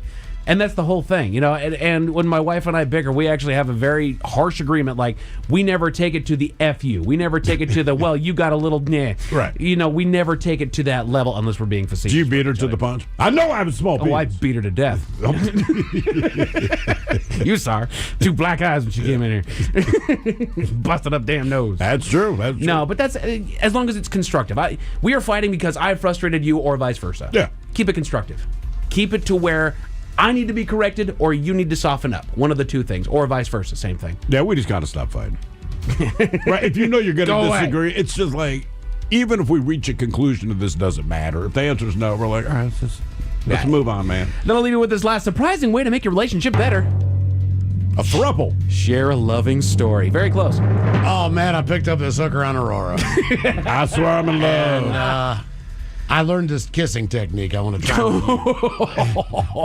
It involves a cold sore. Oh, no. Say, she let you kiss her? Yeah. And it's what you guys are thinking about. It might surprise you. Reminiscing can help enhance your relationship. Conversations that start with remember when and track down Remember memory when you lane, used blah, to give me a mouth hug? blah. You guys know what to do. Just talk to No, your I people. took her to Burger Master. I'm going to take you there, too. Miles, what happens when a booty call in New Jersey gets stood up? I don't know what happens. I'll tell you at 5:50. Thank you, sir. Headlines are coming up at 5:50. In the meantime, have we made it to drinking time? Somebody out there deserves to be recognized. And the men's room knows just who it is. So to you, we say, bottoms up, sailor. You're the toast of our shot of the day. Drink time it is, and as usual, we head to the drink desk and Steve at Thrill Hill to find out who we're toasting. Yes, indeed. And today we toast the fine city of Pittsburgh, Pennsylvania. I don't know if you knew this, but actor Michael Keaton, he is, in fact, from Pittsburgh, Pennsylvania. I did not know that. He is, and in fact, they are so proud of this that he was inducted into the new Pittsburgh Walk of Fame, kind of like the Hollywood Walk of Fame. All right. And he was part of the inaugural class that included George Benson, Andy Warhol, Roberto Clemente, and other Steel City luminaries. It's actually a pretty Fred solid Rogers lineup. probably should be on there. I did not see his name on there. He'll get Can you Rogers. believe that? Yeah. But the inaugural one, freaking Mr. Rogers. Anyway, He was not there. Anyway, Keaton, he attended the ceremony, unlike everyone else, and he expressed his gratitude in a speech, quote, "There's nothing like being recognized by your hometown because it's actually the place that makes you who you are. That star, I hope, mostly kids, when you walk through here and they look down at this star of mine and the stars of all these other people, I hope they look up and just wonder what's possible," which is sweet stuff. But we're toasting them because they spelled his name wrong. Oh, no. Yeah. They got everyone else's name right. The one dude who shows up. Keaton? They spelled his first name wrong. Michael?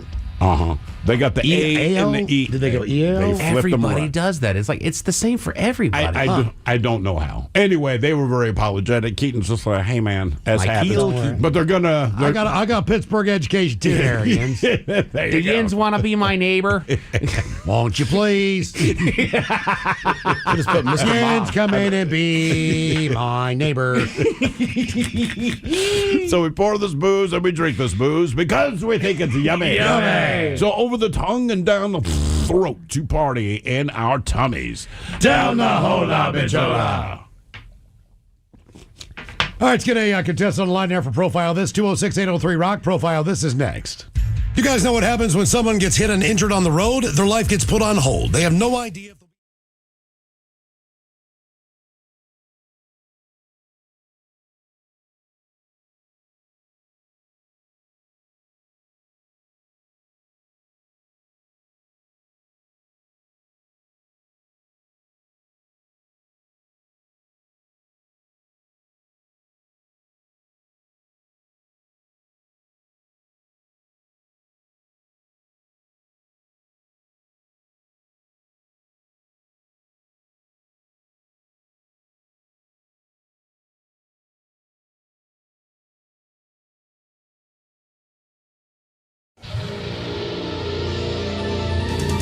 From coast to coast and around the world. If it's not important, you'll hear it here. Exclusively on In Action News. Here now are Stone Ledbetter and Felix Foxworthy. Tonight, the TSA is reevaluating the screening process after a man successfully hijacked a plane with 5 ounces of cologne. But first, we start with some good news. At least for our local viewers, the mayor's office has officially announced that our city's Metropolitan Festival will happen as scheduled later this month. Everybody loves MetFest, man. They certainly do, Felix. Food, fun, and festivities are back on the menu for the 78th year in a row. I've gone to MetFest for the last 11 years in a row. My lovely wife and I have been going for the last 31 years. Actually, the first gift I ever gave my wife, then girlfriend, was a stuffed red-lipped batfish that I wanted to ring toss. A stuffed red-lipped batfish. Yes, sir, a stuffed red-lipped batfish. You a true romantic, Playboy. I know that a red-lipped batfish doesn't scream romance, but I didn't get to pick the animal, Felix. And all the same, my wife was very touched. Yeah, if you say so, man. At any rate, many people have fond memories of the Metropolitan Festival, and it will be returning this year. Why wouldn't it be? It's a tradition, man. Well, frankly, between Bon Jovi continuing his reign of terror and Saber-Tooth Tiger on the loose, there were serious security concerns, almost to the point of canceling this year's festival. Fair enough, man. People don't want to be blown up or eaten. Or both. Both? Yeah, nobody wants to be blown up and eaten. Who has been blown up and been eaten? Bruce. Who is Bruce? The shark from the movie Jaws. At the end of the movie, he explodes and then the seagulls start eating him. Damn, Bonnie. How about a spoiler alert next time? For Jaws? Yes, I haven't seen the movie yet. You've never seen the movie Jaws? No, I have plans to watch that and Jumanji. I'm on the J movie. I know you well enough to know that you're not joking. Nevertheless, our city's Metropolitan Festival is returning in spite of Bon Jovi and the Saber-Tooth Tiger. New security measures have been put in place to ensure that everybody is safe. There is, however, one bit of bad news. Bad news? Is this like when my Uncle Willis had to tell everyone that the paprika on the deviled eggs was actually fire ants? What? My Uncle Willis, man. He brought deviled eggs to the family reunion. They seemed real spicy, you know, because everybody's mouths were burning. Because he used fire ants. Fire ants. Fire ants instead of paprika. Yeah, man, it was crazy. People had mouthfuls of fire ants. The ones who ate the deviled eggs, yeah. It was crazy. That is ridiculous, Felix. That's what everyone told my Uncle Will. Well, the ones who could still talk. To answer your question, no. This bad news regarding the Metropolitan Festival is nothing like your uncle's fire ant deviled eggs. That's good. Right. So while MetFest will go on, this year's event will not include Cirque du Soleil. What? No Cirque du Soleil, man. That's the highlight of MetFest. Many people agree, but due to a licensing conflict, Cirque du Soleil will not be happening this year. Where else can you see Amateur Pilots Air Show, man? Which lived up to its name with fiery accuracy. Or the Stutterer Spelling Bee. Which, if I recall, was the longest spelling bee on record. Or the Infant Rodeo. Ah, yes. The Infant Rodeo. Those babies just couldn't stay on the bulls, man. Because they were infants, Felix. It's in the name. Infant Rodeo. Do the math, Playboy. Well, no Cirque du Soleil this year. So those of you who were hoping to see the Pika competitive eating competition will have to wait another year. Pika? What's Pika, man? Is that a food or something? No, Felix. Pika is an eating disorder where people eat things not normally classified as food. Like tofu? No, Felix. Pika is a disorder where people eat things like rocks, dust, soil, hair, wood, paper, glass, lead, and it goes on and on and on. Yeah, what about tofu? Tofu is actual food, Felix. Yeah, okay, Playboy. That's too bad about the Pika competitive eating competition. Is it? Well, not for me, but for my neighbor, Charlie. Your neighbor Charlie has Pika, Bonnie? Yeah, and he'd been training for this year's competition. He's been gorging himself on Christmas lights, Centronella candles, shoe boxes, and fiberglass insulation. My God, Bonnie! Like I said, he's been training. I wish I'd known the competition was canceled before I invited him over for lasagna last night. He has Pika, but he ate your lasagna. No, he ate my vacuum cleaner. Your neighbor, Charlie. Yes.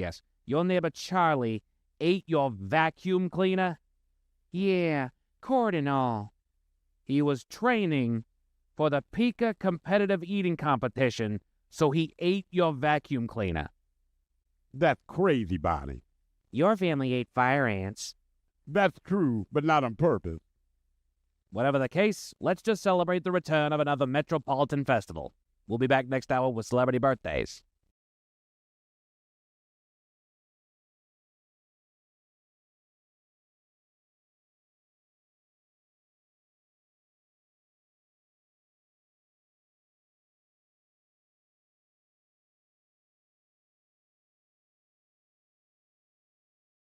KISW. Text the men's room at 206-803-ROCK. TV Time with Ted brought to you by Xfinity. Give them a call, 1-800-XFINITY.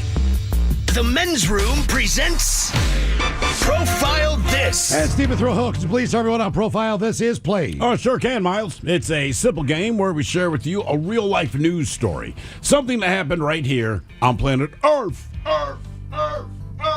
Earth. And as you listen to the story, based on the stereotypes you believe to be true of people and the decisions that people make, we'll ask you what it is you think makes the story a story. Hello, Dave. Welcome to the men's room. Hola, Becholas. Hola. All right, Dave, you understand how this here game is played?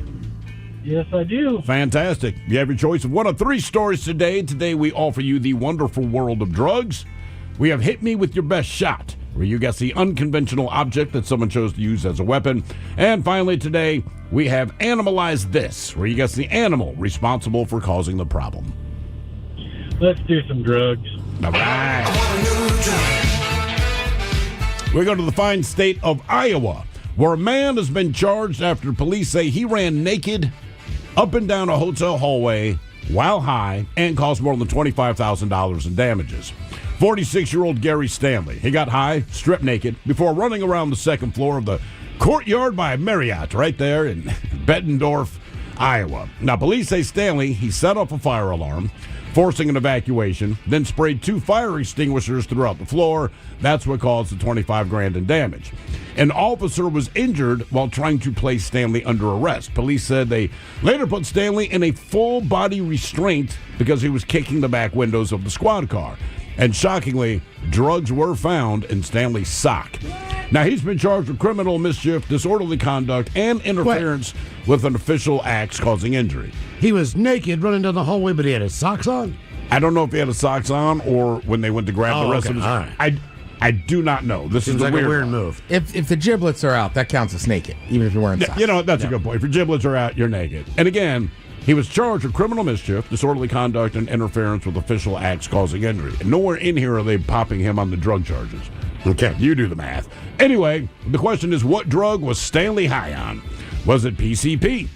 Was it crack? Was it mushrooms? Or was it cocaine? So PCP, crack, shrooms, or coke?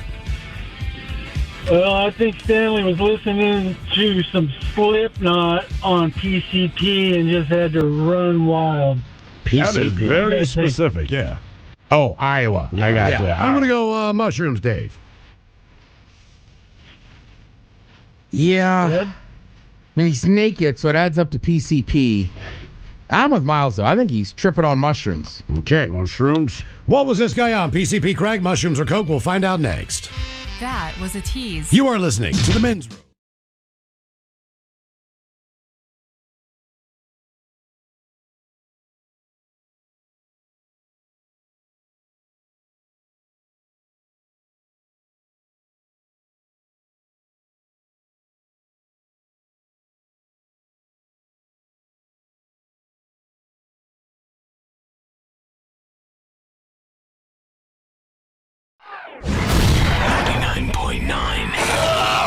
KISW.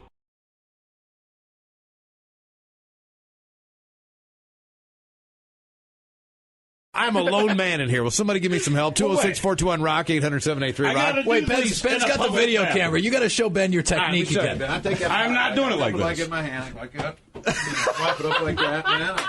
I'm not doing it like that.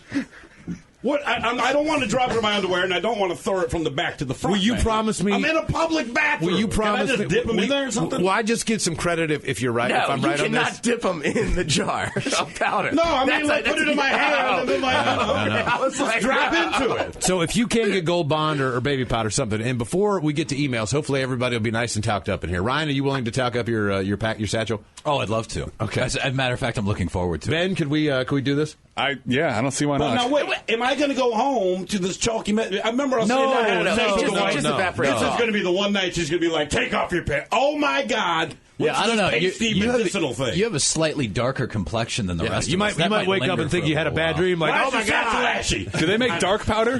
Like the powder is white. Is that racist? Yeah. Come on, man.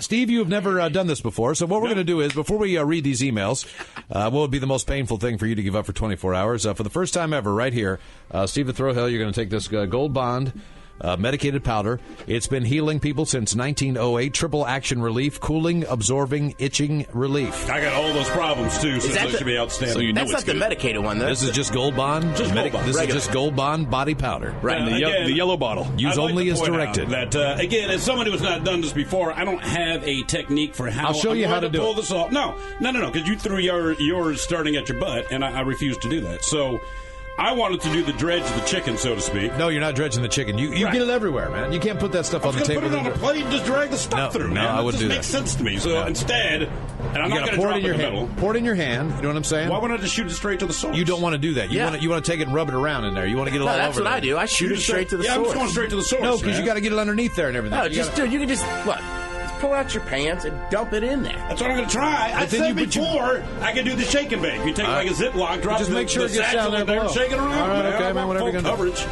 All right, Stephen Thrill now is going for the the powder. And did you get it in there yet? Is this? I don't want to look. Now work it in. Work it in a little bit. There's got to be a better way to do this than this. Okay, it's going to take a little time. How long does it take, man? What we'll do in the meantime is we'll take a break. We'll come back. Big chalky mess in there right We'll take a quick break. We'll read your emails coming up. What would be the most painful thing for you to give up in the 48 hours? Room with we'll come back and read your emails. We'll find out 99.9 KISW. Categories: drugs on profile list. We got an Iowa man charged after running naked, high on drugs in a Marriott down the hallway. set off the fire alarm, and then did $25,000 in damage with, what do you use? 2 fire extinguishers. Oh, he was using fire extinguishers. Yep. Also injured an officer. Question is, what was this guy on? PCP, crack, mushrooms, or coke? And Dave, that is the very question that we posed to you. Let us start with the Ted Smith of Miles Montgomery. Both the food picked shrooms. It was not shrooms. And Dave, not only did you say PCP, but specifically listening to Slipknot. No, it was not PCP. It's straight up cocaine. I'll be damned. Oh, Straight cocaine. up cocaine. Yeah. That's why I did the story. I'm like, he's naked, he's hostile, he's going crazy. PCP's the obvious answer. It's coke. Damn. Now for all TV news all the time, time for TV Time with T. And now, because your pathetic life is confined to countless hours in front of a talking box, the Men's Room presents TV Time with Ted. All right. Your choices today, you got the Jimmys, Fallon and Kibble, Seth Meyers, Stephen Colbert, or Ted Smith. Is it Ted or is it late night? It is right to the title. I sketch have talented teams of writers help them come up with their monologues each and every night. It is up to you to determine, is this an actual late night joke and from whom, or could it be a The Ted Smith original? Deli meat prices are hitting record highs. You know these are crazy times when eating a Lunchable is considered bougie. Fallon. Ted. Fallon. Deli meat prices are hitting record high. You know these are crazy times when eating Lunchables is considered bougie. That's a word I could spell. Bougie? Yeah. Huh. Go figure. I know. Charmin is making headlines with its colossal Forever roll. A 1,700 sheet toilet paper roll the company claims is big enough to last an entire month. The real question is, who has a toilet paper holder this big? Hey, Ted Smith. Yeah. Yeah, that's me. Where are you going to put it? I saw the I picture don't of that, and know. I'm like, it's not that I could not fit it in my home, but there's no toilet paper area where it would fit. I'd have to, like, hang it from the ceiling. Yeah. Seems a little gratuitous for toilet paper. Yeah, I don't know. Or just, yeah. The U.S. government has charged 2 NBA players and a coach in gambling schemes. The accused are Portland Trailblazers coach Chauncey Billups, retired player Damon Jones, and Miami Heat guard Terry Rozier. Federal officials allege that people close to Rozier placed more than $200,000 in wages on Rozier's under statistics after he told them he planned to leave the game early with a supposed injury. This is terrible. Can't fake an injury. This isn't soccer. Kimmel. Colbert. The U.S. government has charged an NBA coach and 2 players in gambling schemes. The accused are Portland Trailblazers coach Chauncey Billups, retired player Damon Jones, and Miami Heat point guard Terry Rozier. Federal officials allege that people close to Rozier placed more than $200,000 in wagers on Rozier's under statistics after he told them he planned to leave the game early with a supposed injury. That is terrible. You can't fake an injury. This isn't soccer. A pig named Norbert set a Guinness World Record by skateboarding 33 feet in under 12 seconds, while the previous record holder was delicious. Seth. A pig named Norbert recently set a Guinness World Record by skateboarding 33 feet in under 12 seconds, while the previous record holder was delicious. So last night, again, sports equinox, all 4 major sports, plus MLS going. A couple interesting things, right? The Monday Night Football game sucked. Yep. And then, I mean, goddamn, the Chiefs are going to be the Chiefs. I know. I mean, you knew it was coming. It's so annoying. Also, the baseball game went 18 innings. Yes, it did. Now, this is the second time there's been a baseball game in the World Series go this long. Both national anthems sung by Brad Paisley. Okay. Really? Which is just kind of an interesting stat. You also think about, I mean, look, the Blue Jays played the Mariners to 14. Yeah. So they've kind of already played 2 double headers within 2 series. Yep. So obviously during the game, some of the TV announcers, they were a little worried about the organ player. 11:50 in Los Angeles. Oh, organ player. Did they have a backup organist? Or is this poor guy had to do the whole game? Dieter doesn't stop. The whole game? His fingers just go forever. Yeah. Strong fingers. Which is kind of funny, right?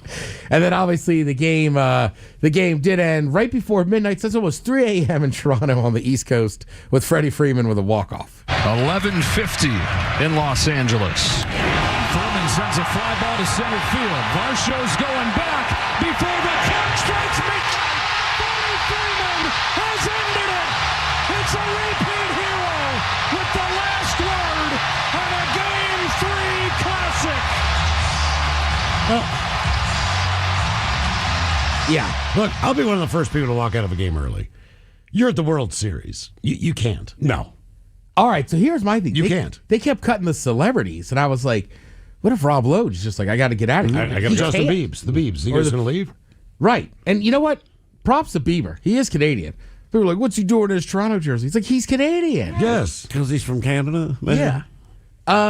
Do you even have to ask that? Even if he's not from Canada, a Blue Jays fan? I don't know. Why do you wear a jersey? Miles, I'm with you. I thought about that too, right? Especially if you have some of those up-close seats. But it's a World Series game, so I think you just say screw it. Colonel Sanders stayed for the entire 18. Yeah. He was behind the plate. The Marlins guy was there? Yeah. Have you heard why that guy is dressed up as Colonel Sanders? No. Because they've got a new chicken sandwich or something. No. The theory is there was this Japanese team, right? All right. And they won a championship. And what was per tradition for their fans is they would jump into the river afterwards. But you have to look like one of the players. They had an American on the team. Obviously, none of these guys in Japan look like that guy. Yeah. So they stole this Colonel Sanders from a KFC, it's like the 80s, and they throw it into this river. Now, this team doesn't win, and it became the curse of the Colonel for this Japanese baseball team. It got so bad, they finally had to dig him out. They spent forever looking for him. They dig him out, and this team wins again. So the theory is that this fan is trying to curse the Japanese players on the Dodgers by dressing as Colonel Sanders. It'd be like going deep. If you hope the Cubs are going to lose and you're dressed as a billy goat. Right, exactly. Right. Okay. All right. That's funny. I mean, look, I read too much sports stuff that maybe it's a plea for KFC, but I don't think so. I like this guy. It's like, screw. Well, because it's expert trolling. But you're not going to stop Ohtani no matter what. Well, actually, they're not going to pitch to him anymore. So he's always going to be on base. I know. And then the other crazy thing I heard about Ohtani is that he learned to be a better opposite field hitter because one coach was like, we're losing too many balls. So he's like, all right. And they had to go get extra baseballs last night. Really? I mean, that's how long that game was going. And it's 2 games. It's unbelievable. Yeah. But that's awesome for the World Series, man. I mean, that's what you want. It is. If you're watching as a passive, if you're a Blue Jays or a Dodgers fan, a lot of stress. But for the rest of us, it's just awesome. I bet downtown Toronto was dead today. It would have to. I mean, I'm coming in at noon. Yeah, it's 3 in the morning. There's no way. Yeah. Well, it's weird, too. Imagine, the game starts at 8, so you sit down with a couple buddies at the local bar or whatever. You can get some wings, watch Bars the game. Closing. Yeah. Like, what do you do at 2 o'clock, right? I wonder if you get... do you lock the door and keep people in? Just like, hell with it. Maybe, I mean, Canada's a little looser than we are, but I don't know. If your bar's supposed to close at 2, even though the game is still on, maybe the cops would just be passive about it. Like, look, they're watching the game too. You're breaking the law, but we completely understand. And do you mind if we come in to watch too? Yeah. Yeah. I don't know. That is why I will take the West Coast sports watching. Absolutely. Every day of the week. Let me get up at 9 a.m. to watch college football. All right. These are a list of the 10 most ridiculous movie monsters ever. All right. Ridiculous movie monsters. All right. Number 10 is right up your guys' alley. Did you guys ever see Never Too Young to Die? No. There was an evil genius hermaphrodite. It was Gene Simmons. Oh, really? Oh, I have seen that. Yeah. I'm a hermaphrodite. From Kiss. Yeah. Oh, my God. It was as dumb as you think it is. Yeah. Oh, my God. Oh, yeah. There was a movie in 2007 called Teeth. Oh, yeah. Oh, yeah. The vagina... Dentata. Yes. You guys have seen Teeth? I have not seen the movie, but I remember. I have seen it. Did you eat popcorn when you watched it? Well, sure. Yeah. Yeah, Okay. vagina It dentata, was, which frankly sounds like an Italian dish I would order. Was she trying to just get it with as many guys as possible? Then when they start the business, they would just get cut off? So it was more her learning that she had this condition and then basically learning how to harness it to then enact her revenge on the men that wronged her. Oh, I like that it takes her a while to figure out that her vagina has teeth. Well, no, it's a very daunting thing that she does. You know, it's freaking weird. Yeah. So it's definitely a girl power movie. It's a girl power horror movie. So and it's funny. Honestly, it's kind of a horror comedy. And Well, it's her funny. vagina has teeth. It has to be funny. You don't actually see it. So From 1975, there was a giant spider that's actually a Volkswagen in disguise. The Giant Spider Invasion. Oh, God, that sounds Nice. like a terrible B movie. Yeah, these are the most ridiculous movie monsters ever. Robert, the Killer Car Tire from Rubber, 2010. Oh my God! Killer car tire. Yeah. Okay. He just runs into people. It just keeps rolling down the road. I thought this could be like more like a cocaine bear. Right. Yeah. Shark tornado. Sharknado. Sharknado, yeah. Sharknado, that's But do those count as horror movies? I mean, yeah, to a degree. I don't know. Then there's like what Couchzilla. The hell is that? It was a couch that was eating people. There's the Velocipaster. How do you read these reviews and go, this is for me tonight? But you also know what they are. They're Yeah, I think these are all kind of like killer clowns from outer space. Zombievers. Thanks, killing. From Ice Pirates, 1984, you have the Space Harpy. Yeah. I loved that movie when I was young, man. What? That movie cracked me the F up. Okay. It really did. It's not a good movie, but for whatever reason, when I'm 15, I thought it was hysterical. All right, 1977, from Deathbed, the Beth that eats, you have the Demon Bed. The Demon Bed. Okay. I guess it just ate people. Or it's just a demon. Just possesses them. Well, I hope it was in a hotel. It's got to be, right? Nobody would be like... If you're dead, you one house shot, you're kind of out. Giant killer bunny robots from Night of the Lepus. Wow. Lepus? I don't know. These are. I wish I could help you on these, Ted. These are some deep ones. The Vampire Turkey Man from Book Freak. Vampire Turkey Man. So he's half man, half turkey. But all vampire. But all... Of course he is. Yeah. Wow. All vampire. All vampire. What movie were you in again? I was the lead, and I was the turkey vampire. Well, he's not. Again, it's not Blood Freak. The movie was Book Freak. Book Freak. Oh Yeah. my God. Okay. Yeah. So you got all these kind of evil characters out there. Yeah. And then Village of the Giants, 1965. They had annoying giant teenagers. Annoying giant. You don't have to That make would them giant. suck. Yeah, And- right. It somehow is worse if they're giant. And you thought Hollywood had run out of ideas now. No, all of those are original. Well, there's To their Killer credit. Tomatoes. You remember those? I'll bet there's a sequel to one of those movies. There's got to. You know what I think would be scary? Giant toddlers. They're just reckless. They have Yeah. no idea. They got those right? hard bottom shoes on. Nothing can take them down. Then there was a llama one. What was Sometimes that they called? fall over llama. very quickly. Yeah. You know what I mean? Take down buildings. And they're never really positive what they want. And you feel bad if you try to bring harm to a baby. Llamageddon. Llamageddon. They shoot lasers from their eyes. All right. Llamageddon. You have Game 4 of the World Series on tonight if you want to check that out. Thank you, Ted. We appreciate it. You're listening to The Men's Room.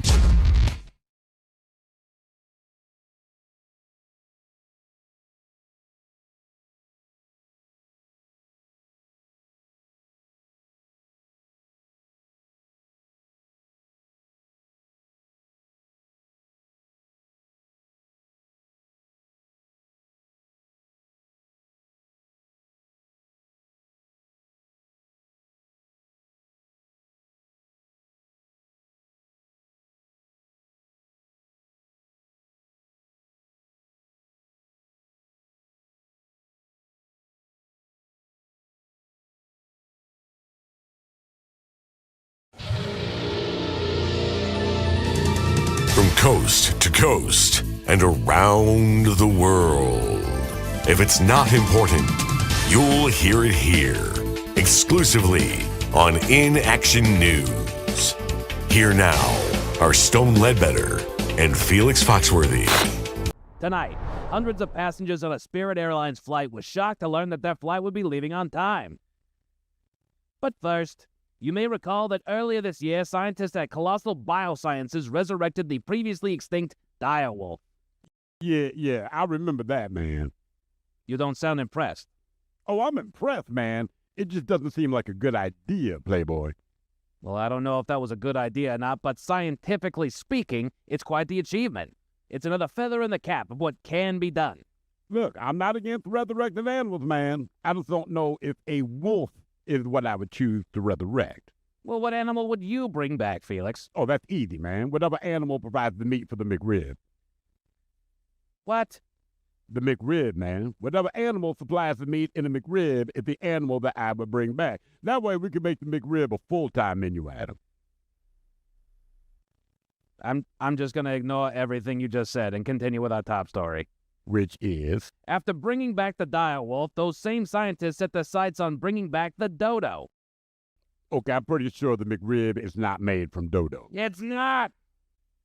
The scientists claim that the dodo was their next goal, but they'd been secretly attempting to bring back the saber-toothed tiger. Now that is a bad idea, man. You're not wrong, Felix. After successfully resurrecting a saber-toothed tiger, the animal has escaped from the lab. A saber-toothed tiger escaped from the lab.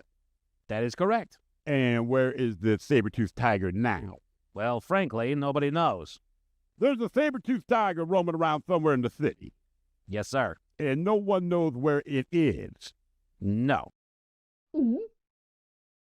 It escaped sometime last night. Authorities are urging everyone to use extreme caution. As our latest update, there have been no sightings.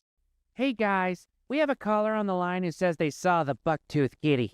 Buck-tooth, the saber-toothed tiger, Bonnie? Yeah. By all means, put it on. Hello, caller. You're on In Action News. You're claiming to have seen the escaped saber-toothed tiger. Oh, I claim nothing.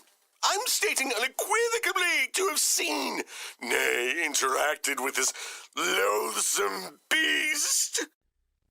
Oh, man, is this that Sergei knockoff? Dr. Sergei Knockoff, and yes, my dear Felix, it is I. Dr. Sergei Knockoff, ladies and gentlemen, the world's first talking squirrel. First and only talking squirrel Stone, and as best as I can tell, lone witness to the dreaded saber-tooth. You actually saw the saber-tooth? I did.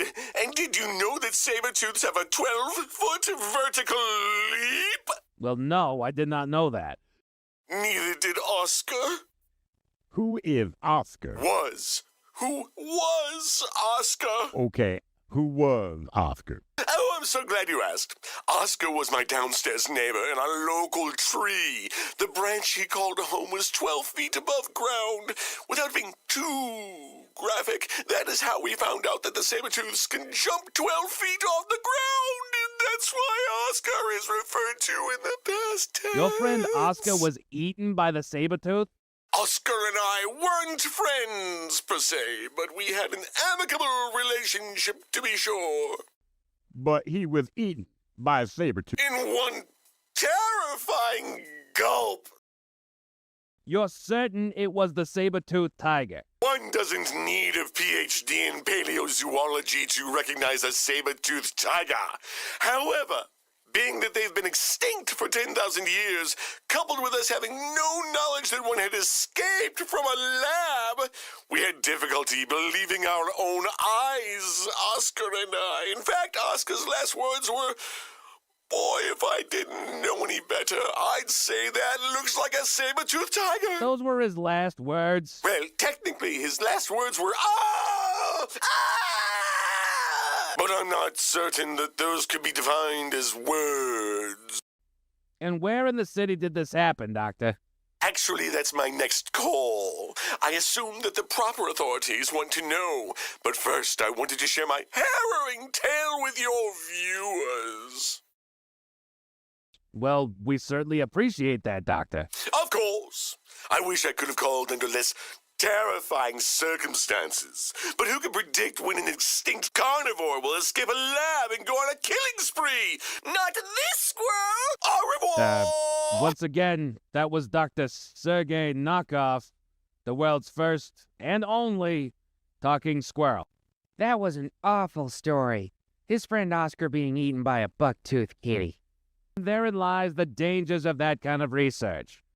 My dad was always against that kind of research. Really? Yeah. He used to always say that science has no business trying to resurrect dead things, especially when a pet cemetery will do. A pet cemetery, like the movie Pet Cemetery. And the book Pet Cemetery. Your father had a pet cemetery. My father didn't have a pet cemetery, but he had access to a pet cemetery, and he'd use it from time to time if he needed it. Why would your father need a pet cemetery? Usually to cover up an honest mistake. Like one time, my dad had accidentally backed over the neighbor's dog in our driveway. That's terrible, Bonnie. It really was. But instead of telling our neighbor, my father and I buried it in the pet cemetery. Our neighbor just thought his dog ran away, but later that night, when his dog came back home, our neighbor was so happy. So I guess all's well that ends well. Oh, no. It didn't end well. Well, how did it end? Do you remember the movie? Of course. It ended worse than that, I think. You think it did? I can only assume. My father packed up the whole family and we moved, because things were getting really bad and really weird. Because of the beagle that your father took to the pet cemetery. That and my sister's hamster that died. The last thing I remember is a blood-covered beagle chasing our car down the road. What about your sister's hamster? It started speaking in Latin and staring at everyone a lot. Then he died. But we kept him dead that time. I hadn't thought about that stuff in a long time. But hearing about the escaped buck-toothed kitty brought back all the memories. If you're just joining us, here's our top story. A resurrected saber-toothed tiger has escaped from a bioscience lab. It escaped last night and remains at large. So far, it has claimed one victim. It was a squirrel, man. A squirrel named Oscar. We'll keep you updated as we get more information. In the meantime, stay safe. We'll be back next hour. Hey bro, Menthuru Muragana Besuito Bira. Super fresh, super strong, taste boom. Beer drink now, anatawa big man desa. No wait, no think. Just grab Menthuru Muraga. Сейчас. Kanpai. Menthuru Muragana Besuito Bira. Now, you can watch The Men's Room live on YouTube. Subscribe at KISW Rock. The Men's Room titillates your ears when you listen on the radio or Odyssey app. Teases your taste buds when enjoying Men's Room IPA. And now, you can watch The Men's Room live on YouTube. It's as close to actually being in the studio as you can get. Thanks to The Incident. Touch and smell unavailable. Find us on YouTube and subscribe at KISW Thrill returns with Miles and Thrill. Now, let's see what's happening in the real world. All right, here we go. Just another day until Walmart as a man shoots himself in the leg. Meanwhile, a couple breaks into a restaurant in Arizona, has some sex and drinks from the keg. Yeah, baby. While a surfboard washes up 1,500 miles away, a man goes on a destructive spree and pumpkins were his prey. And 172 schools give students the wrong final exam. It is time for your headlines. Now, it's time to hit the headlines. Here's my cop. The top story, we go to New Jersey, where it's important to follow through with your appointments. A woman was brought to court after her response to being stood up. She had texted a friend with benefits of sorts, saying a simple hello, which was responded to with a charming, bring your ass. This was an understood booty call exchange between the two. Bring your ass. But on her way over, our Prince Charming managed to nod off on the couch. Always a great idea when you got somebody on the way. Unable to hear her and wake up when she got there, she didn't take too kindly to the situation, going to the nearby Conoco, buying some materials, and setting the man's home on fire. I mean, damn. She bought lighter fluid and a lighter and like a whole bunch of other stuff. But that tells me she's really good in bed. I mean, yeah, probably. If she's that crazy, you mean? Yeah. He was forced to remove an entire window frame in order to make his exit, and he ran to the local police department to file a report. The case has drawn on for 6 years, with the betrayed woman facing upwards of 8 years behind bars on serious charges.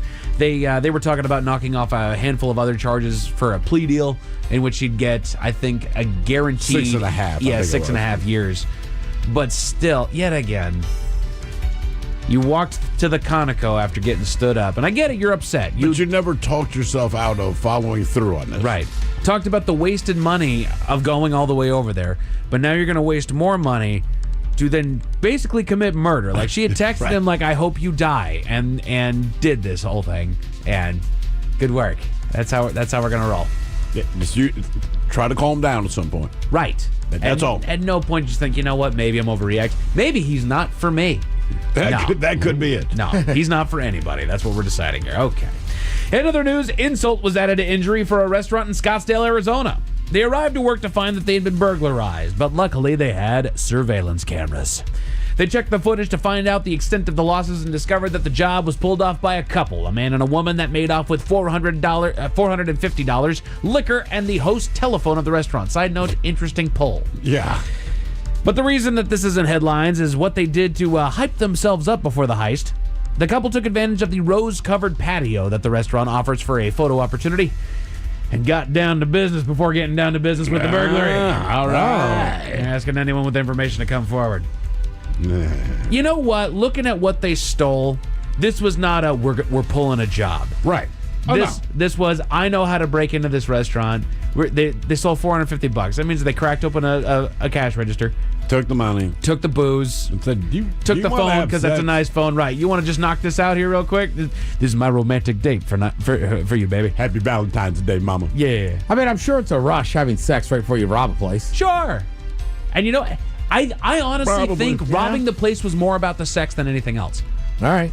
You know, I would think that you would do it afterwards. Like we had sex first, and then you go like, since we're in here. Well, I think it was I think they did it while they were in there, and then took advantage of while they were in there to do that. I think they just wanted the rush of being in some place that they weren't supposed to. We might get caught. We might, And then they ensured that they were going to get caught by robbing the damn place. Yeah, that'll do it. Like, just don't touch anything. It'll be fine. You just get caught having sex, and then they're going to say, who are these people? And then nothing's going to ever happen. Right. Now you stole. Good work. Over to Tampa, where one young man isn't in the holiday spirit. Authorities were called to... This is so stupid. Authorities were called to a local Target on reports of a vandal that had returned to the scene of the crime. They stopped their man and took him into a back room where they showed him the video evidence of his crime, grabbing pumpkins offered for sale outside of the store and smashing them one by one on the ground. Really, man? I know. He just, one right after the other, just spiking them into the ground. He admitted that someone on Facebook had made him angry, causing him to lash out, with the pumpkins being the victims. Okay. Because I guess the pumpkins hit him up on Facebook. Yeah. I don't know. But somebody's got to pay for those. Exactly. Seeing as his outburst cost upwards of $500 worth of innocent merchandise, he was arrested and faces charges. What you in for? Smashing pumpkins. Yeah. Yeah, I did it. Yeah, the story sure made use of the smashing pumpkins they did. humor Of all over course. the place. You know, infinite sorrow and all that. It does sound like he was suffering from melancholy. He just went when they arrested him. Despite all his rage, he was still arrested.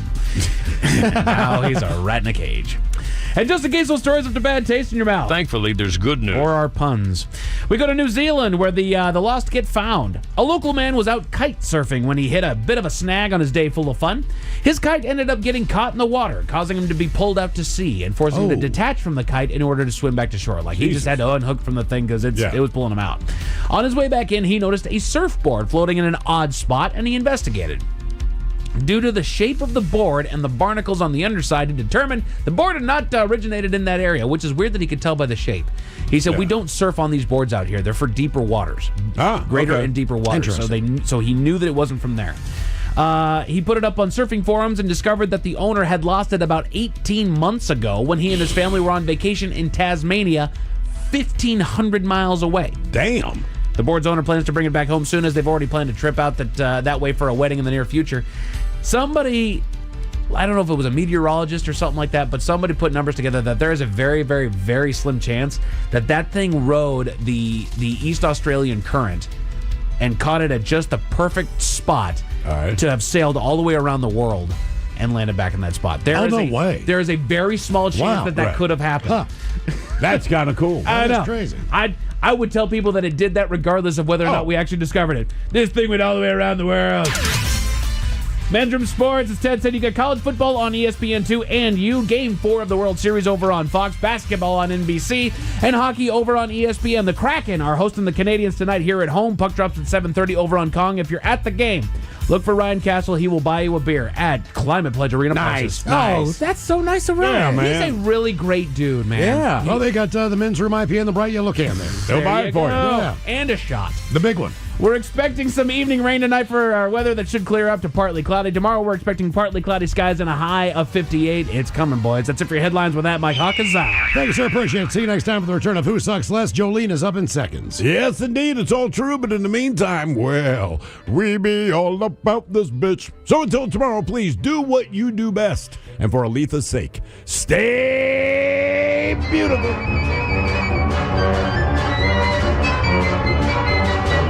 The Men's Room has been taped before a live studio audience. Wardrobe and makeup provided by Mantastic Limited. This has been a presentation of the Men's Room Radio Network. Oh, man! A Double Flush production.